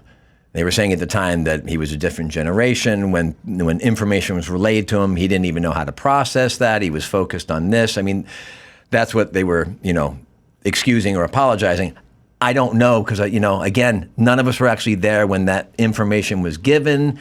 There's some testimony. For sure, Jerry Sandusky was a monster and created great havoc. I think I hear would be my take, and this is why I feel bad for all these guys, which would, I'd probably be more like Joe Pa than not. Like, somebody would tell me something's going on, and I would go, just knock it off. Just don't. Just come on. Just don't do it. Let's just keep moving on here. Like, when I used to teach comedy traffic school, they would always tell me if someone shows up more than 20 minutes late, you can't let them in the class because they don't have enough instruction time. And inevitably, someone would show up an hour and a half late. They'd go, my car broke. I go, just sit down. Sit down. You want to molest someone? Sit down. We're good. Just keep moving. Or maybe I wouldn't say the molest part. No, the traffic school, that would be inappropriate. It's out of context. Yeah. But I'd go, just sit down, because I was apathetic. Like, I wasn't really empathetic. I was apathetic. I just didn't care. And I wonder if Joe Pa probably heard some rumors or something and probably just went, could we just practice football here and knock it off? Which he should have done something, but I got to admit, I'd probably be like him, and I'd probably just go, just come on, everyone, come on. Well, then I guess really the question really is then, so if you were like him like that, then how soon would they wait to tear down your statue would be the question. Oh. Would they do it while you were still alive so you could witness it, or would they do it posthumously because they'd be worried about ramifications? I would hope that all my major awards are going in the garbage after I die. Like, I I got some plaques. I got a few trophies. I got a few awards. Well, can't we auction that off for charity or something? Or I don't know. Maybe give my kids the satisfaction of actually throwing it out. But yeah, maybe a yard sale. They could see the lowest bidder gets the plaque from 1978 or something. I could see that, but. Yeah, and I don't know if it was like they waited till he died or how they did. He seemed to die pretty fast, but he was like 90, right? He was very old. There's no doubt about it. I think the whole episode probably broke his heart. And he coached up until almost the end, right? Yeah, I mean, the last 10 years were certainly lots of cavalcades of saying, like, maybe it's time for Joe to go. You know, turning over and getting a brand new start. And they got a brand new start, that's for sure. Did you go to the games? Over there? Yeah, even though I was a theater major and I was involved with productions, going to a state college Penn State game was like, that was the cultural event. Yeah. And it was great. Penn State's in the middle of nowhere, Pennsylvania. No one's going anywhere else. It's, 40,000 students on a weekend. And the tailgating was fun. The games were fun. And, I remember Alabama came to visit. We hadn't beaten them in a very, very long time. And people drove up in RVs from Alabama and like had a whole hog roast out front. Wow. And we're wandering around with their, we got little, bear paws and Nittany lion paws all over our faces. And we're wearing blue and white. And these Alabama people were like, hey, yo, come here, son. Sit down. I'll give you some real food. And they had these long picnic tables and they'd keep sitting 10 in a row down, feed us, drink us, and then say, all right, good game, get out of here. And they did that all game long, and I thought, what a great spirit. Mm-hmm. We happened to beat them that time, and I remember that was still when you could run on the field. We all ran on the field. We tore up, the end zone turf, and they actually took down the goalposts. They put them in front of Old Main, but I remember leaving the stadium, saw those same people, and instead of, some violent sort of, F you and that kind of... Right. They just said, hey, you played good. You come on back to our turf next year. And I was like, there's the spirit. That's great. But then like hoodlums, we took the goalposts all the way to Old Main and deposited them there. So, wow, you pulled them out of the stadium. Oh, I didn't. My fingerprints aren't on that at all. I don't know. I mean, there was a movement. I got caught up in it, and all of a sudden, I was at Old Main, and we were worshiping a goalpost that was on the ground. Out of the stadium. That's all I can say. That's all I really know. It's funny. Alabama playing Penn State were two of my big mispronunciation teams that I had growing up. Listen, I've said on the show many times, I grew up in North Hollywood, so I would call the Nebraska the Corn Hustlers because I didn't know what a husker was because I'm from North Hollywood. Sure. There's no husking. I didn't grow up with huskers. I didn't have a family of huskers. And the neighbors, they're the Johnson family, those are huskers. They're known huskers. Keep it quiet. There's no husk. I didn't know what a husk was. I was 11 or something, but I didn't know what a husk was. And then I always said I didn't know what a Nittany mountain range was, so I call them the Nifty Lions. Well, they were kind of nifty. That's sweet. That's it worked. Listen, I would argue the Corn Hustler and Nifty Lions may be better than the Nittany Lions. The logos would certainly be better. Yeah, one's pretty homoerotic, I think, but if you leave it on the cob. But the other, when the Nifty Lions would play Alabama, I called them the Crims and Tide because I didn't know what crimson was. When I was very uneducated. No, that makes sense. From like North Hollywood, and I couldn't make sense of a crimson tide. I didn't know what that meant. I don't even know is a crims anything? It's a color.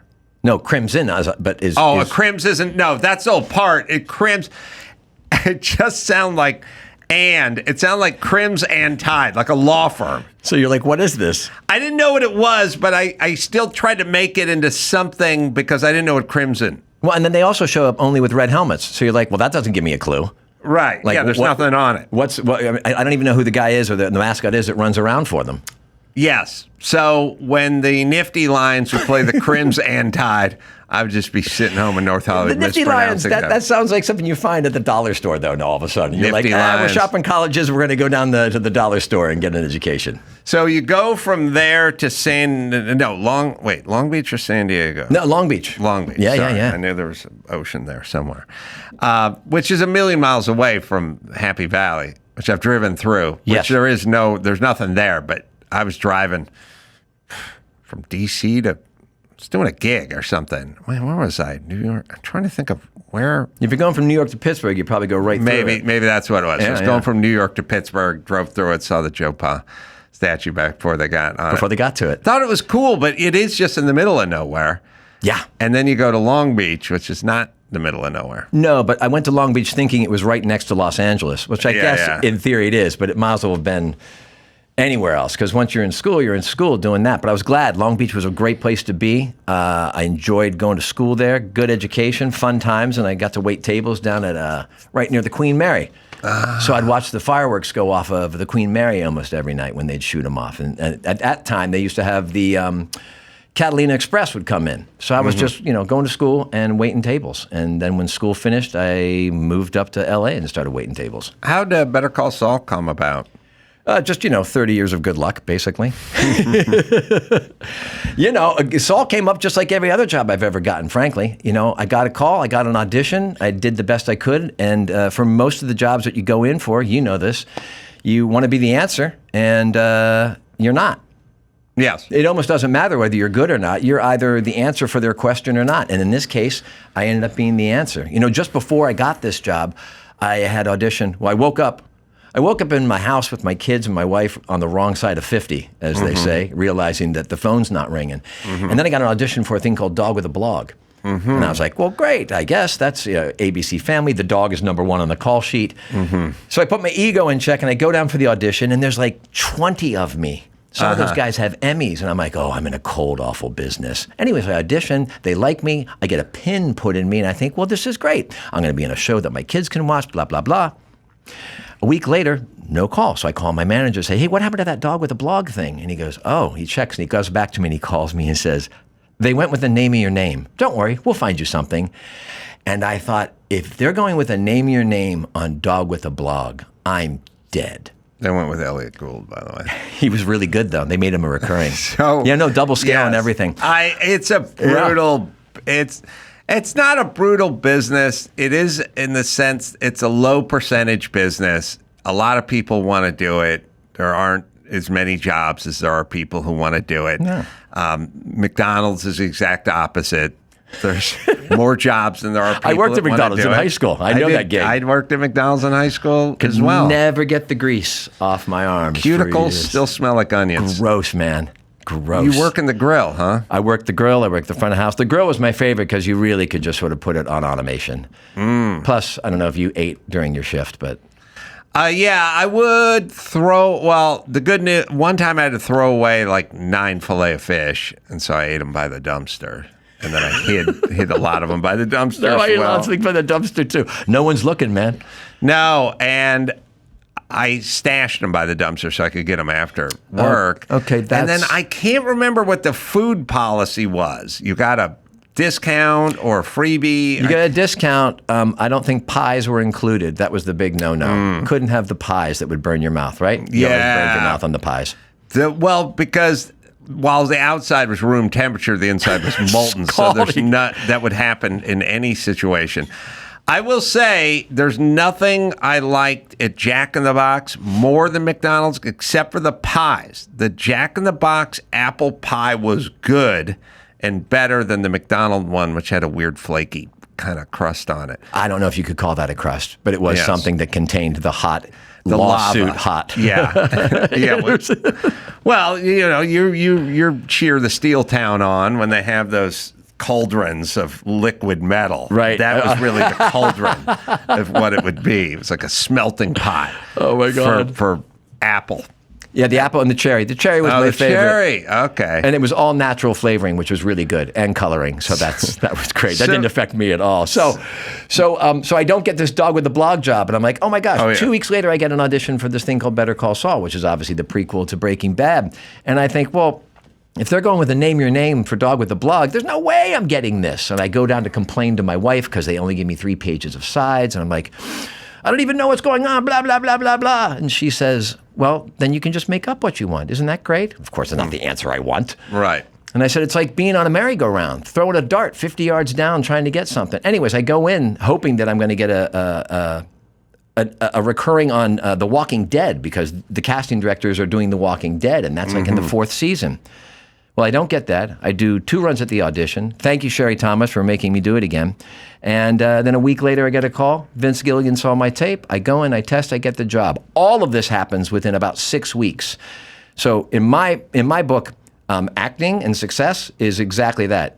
Within 6 weeks, you cannot be the right answer for Dog with the Blog, and you can be the right answer for Better Call Saul. Right. So I'm glad the way things worked out. But if I try to convince myself that I'm a terrible actor for the one and I'm really great for the other, I'm dead. I'm dead in the water, right? I mean, you are what you are, and you're hoping to plug yourself in with a number of shots at the table. I always figured that the acting game was a low percentage, super low percentage game. And I also knew it was kind of about getting people you didn't know to like you in a short period of time. And my family was not a fan of mine at all. Like I kind of knew that my family, my immediate family, my mom and dad, and to some extent grandparents, but I knew no one in my family really liked me that much, or not liked me, but didn't think that much of me, you know? And so I had it in my head that if they didn't really like me that much, like if my mom didn't like me that much or think that much of me, then there's no way I was going to get that casting director to feel that way about me. So I had that in my head. So I felt like, well, you could star in a TV show if you created the TV show and you cast yourself in the TV show. But it's not going to be a situation where somebody else creates a TV show and then they look at 100 people. And you could still be better than all 100 of the people, but I don't think they're going to know it at the time they're auditioning you, and I don't think it's going to work. Well, first of all, that head game that you just said, then you absolutely could audition and be an actor, because I go through that each and every time I go in. Oh, Christ, of course. They're going to hate me. I'm terrible. You walk into a waiting room. He's got better teeth. He's younger. All that stuff. But maybe, guess what? Even though you're saying this about your family, maybe you're just not as broken emotionally that you need to be in order to just slovenly please fill the hole in me and tell me I'm good. That keeps you coming back for more when it comes to auditioning. I'm only speaking for myself as a broken person. I'm not speaking for all actors. Do we have, Dawes, you have to get my grandma explaining she thinks of my ability, because it'll my mom's mom, but it'll sum it up. I hear it every 4 months. It makes me laugh every time. When my grandmother was Joe Pa's age, just before she died, she gave a summation, encapsulation of what she thought of me after I became a celebrity. And it kind of sums it up, because this is after I'm a celebrity. Before I was a celebrity, she was pretty sure of it. Now you're looking at the whole bit probably, but we just need the end. And that's what he's saying. I can't get enough of it for some reason. I'm intrigued by it. Well, I mean, that's maybe you like the beating stick of it all. The flogging, yeah. The hair shirt. Yeah. You're right. Also, you get to put a spotlight on somebody who, like, I only have a certain amount of time left in my life. I think this is a good idea. I need to get this out. We'll find the clip. Well, one is a long form one, and the other is only about 15 or 18 seconds or something. But I will say, in terms of being in the rejection business, it's something, it's just part and parcel. It's kind of like saying, how do you memorize all those lines? It's like, well, if I was an electrician, I'd have to know which wire to cut. So that's just part of the tool set. And part of the tool set is also just not taking yourself too seriously. Yeah. Lighten the fuck up. No, I agree. I think it's good that you sort of realize that the odds are against you, and that's the business. And it doesn't, your batting average is going to be more like a batting average, which is going to get a lot less hits than you get, less hits than outs, Yeah. And that is, all right, so this is from whatever TLC show I was doing like 25 years ago, but here's my grandmother before she died. I never think of Adam as a star, and I think people do, but I don't think he has big charisma or charm, but he is intelligent. Maybe he gets some of that from me. So I always think about this, because she doesn't think I have charisma. And charisma is just an invisible thing. You know what I mean? Like, if your grandson's short and fat, you go, well, I don't think it was a leading man. But charisma, all grandmothers think their kids have charisma. Or they should, absolutely. Right. I love the fact that she takes credit for your intelligence, though. I heard that loud and clear. She did salvage that at the end. She went right past her daughter or son, right to you. Her daughter in this case, but no charisma, and never thought of me that. But the thing I always like about that, she could say, I didn't think of him as a star because he was just little Adam from the block or something. But she goes, I don't think of him as a star because he's missing key components of being a celebrity, like invisible stuff, like charisma, like where people like you. Yeah, she wanted to make sure she was really clear. She wanted to make sure she was understood. No vagaries. Very specific.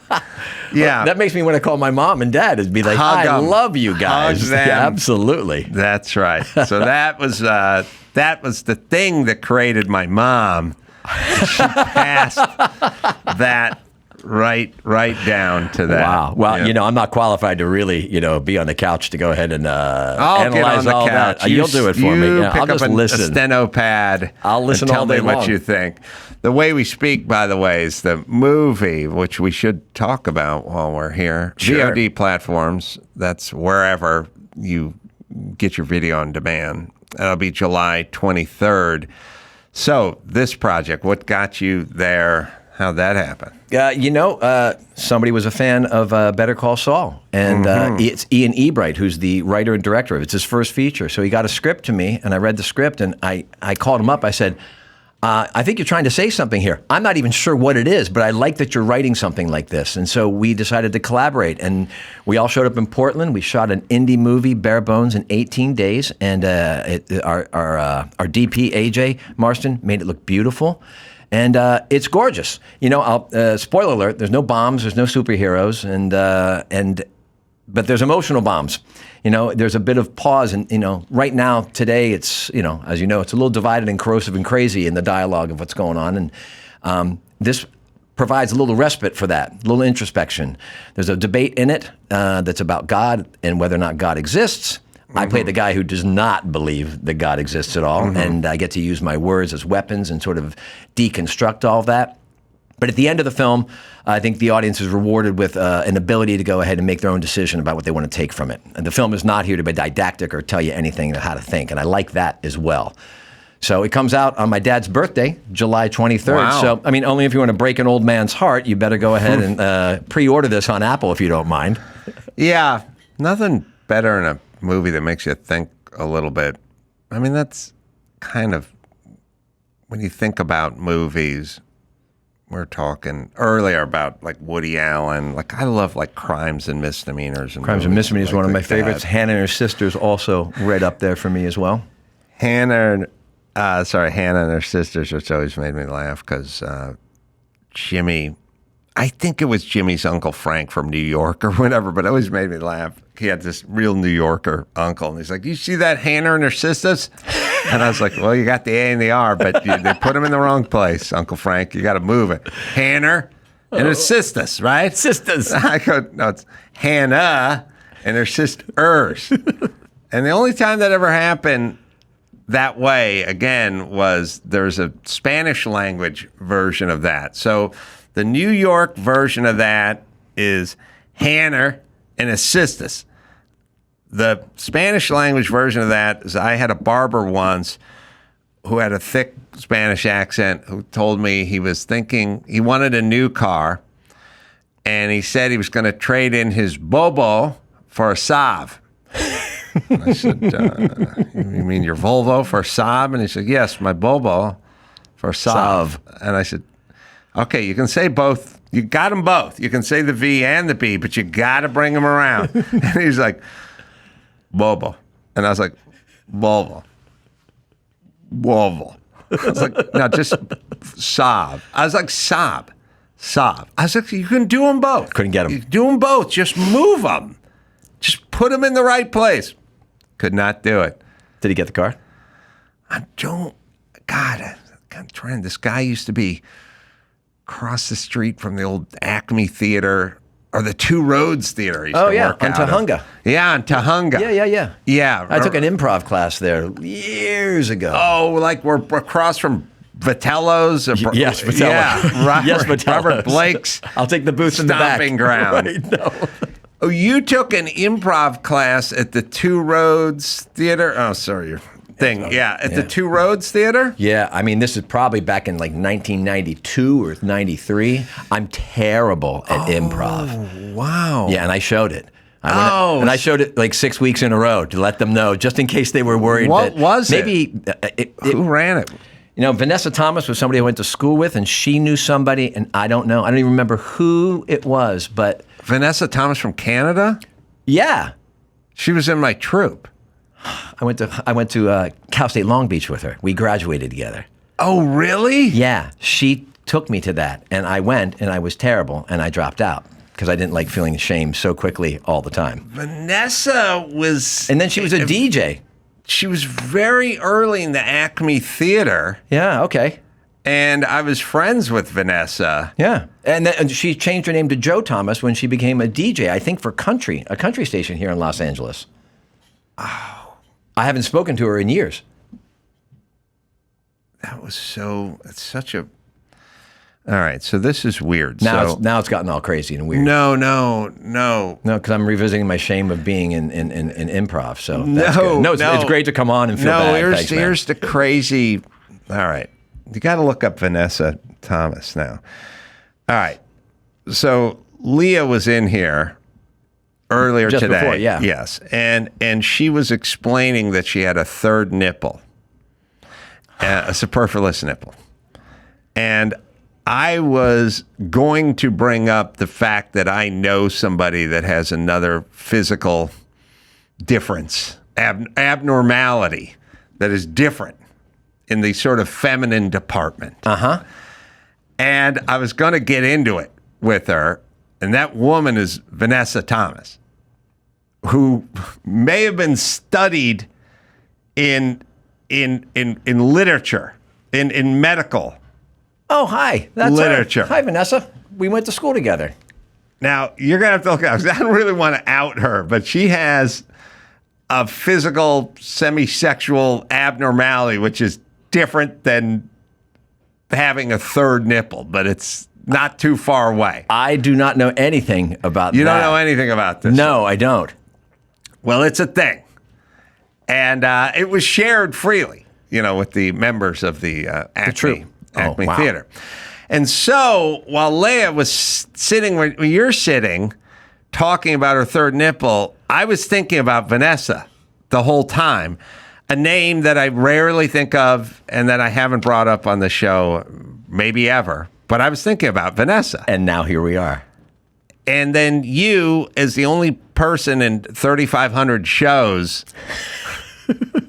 comes in here an hour later and drops her name. It makes one think. Are we like what? How does this work? Like I was sitting here thinking about Vanessa, who I have not seen since '93 or something, but was a part of the troupe. My roommate Ralph dated her for I don't know this him. period of time. She was part of the group. There's, 6 or 8 sort of core people, after the shows, go to our friend Mark's house and have fun and drink beers and do whatever you do when you're 27 and you don't really have much else to do. And Vanessa was always part of that group. And I always got along with her. Didn't enjoy improving as much. I think I might have done even. I did scene work her, obviously, because I was in class with her. And I remember I liked her, and everyone hung out. It's this one big group, and she had it's not on there, huh? I heard she was in medical literature. Well, I won't out her, but she had a physical abnormality that was not unlike a third nipple. And well, I'm glad I could be of service. And I was sitting here trying to think her name, or thinking, I was going to bring her up, and then I was like the window closed and we moved on. But I was thinking that, and then you just came in and summoned her. You throw up Two Roads Improv Theater. It's like the only improv thing I ever went to because I was so terrible at it. I've said that story a million times where I went to my barber and he said Bobo and Saab, but for some reason I said Two Roads this time because the barbershop was about 6 window fronts down in that little strip mall where the teriyaki burger place was. Oh, yeah. Next to the Henry's Tacos. Yes.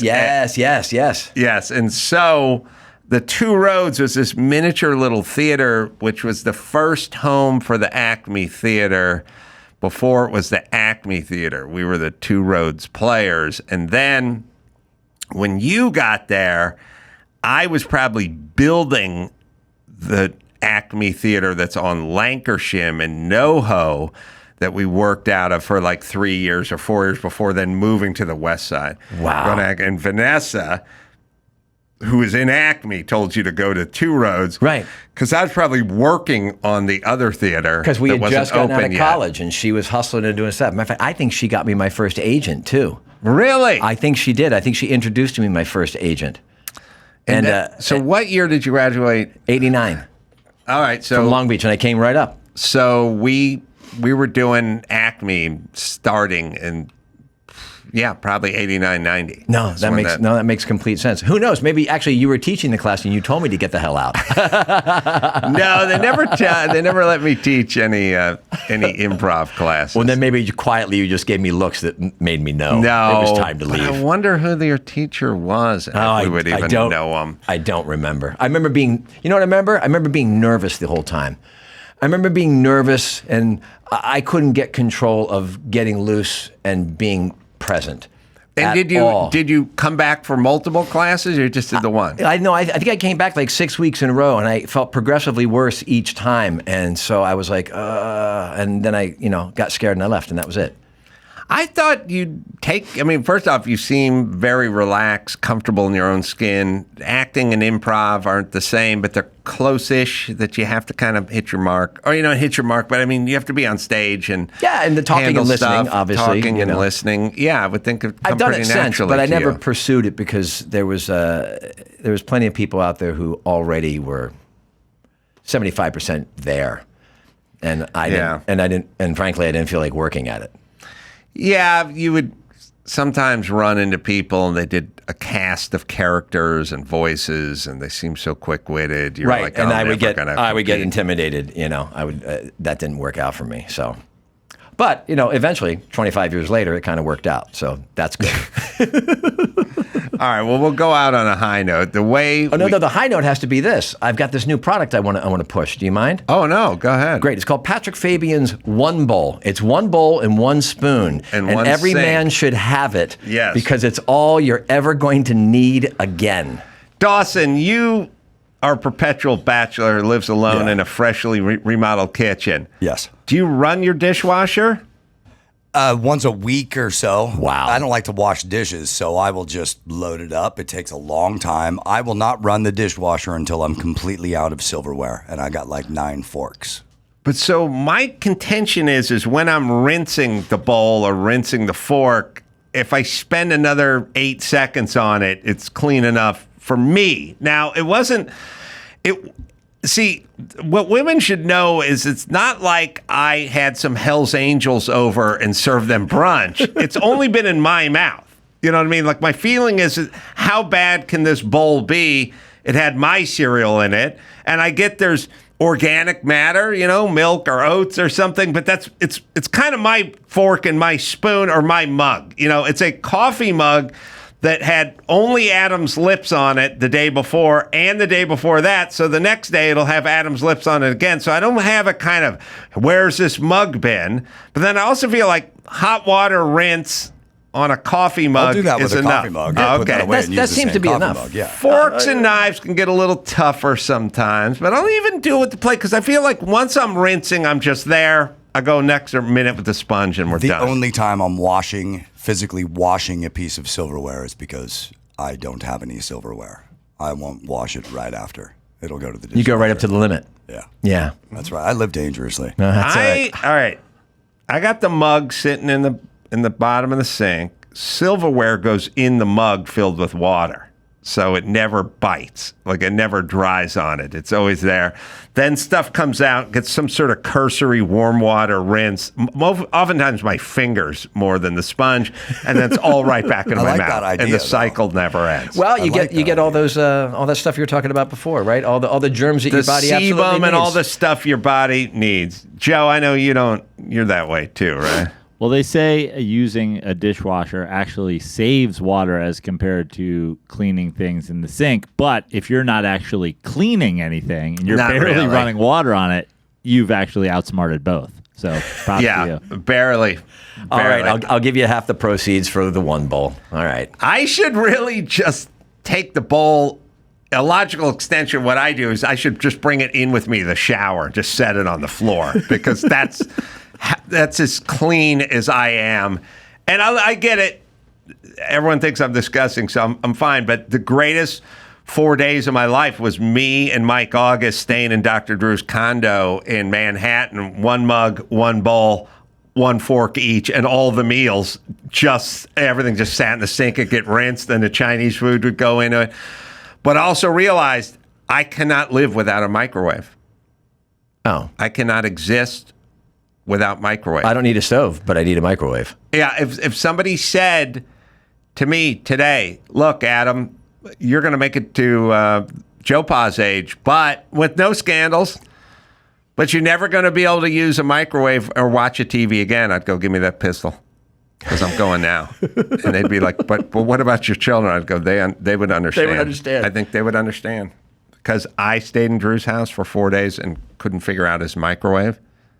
And I still don't know what it is, because it was like convection oven microwave. Oh, the combo. But I don't know how to do the combo. That's not fair. And it's got a metal rack in it, which I don't know how can that works. be in a microwave? That's my question. So now Mike and I were screwed. Patrick, let me give you a plug in. The Way We Speak, everybody. Make Patrick's Dad a Happy Man. Comes out on VOD platforms July 23rd. And Leah's got, well, I should give Leah's stuff out. At Leah, and I'm going to spell her last name out, Knauer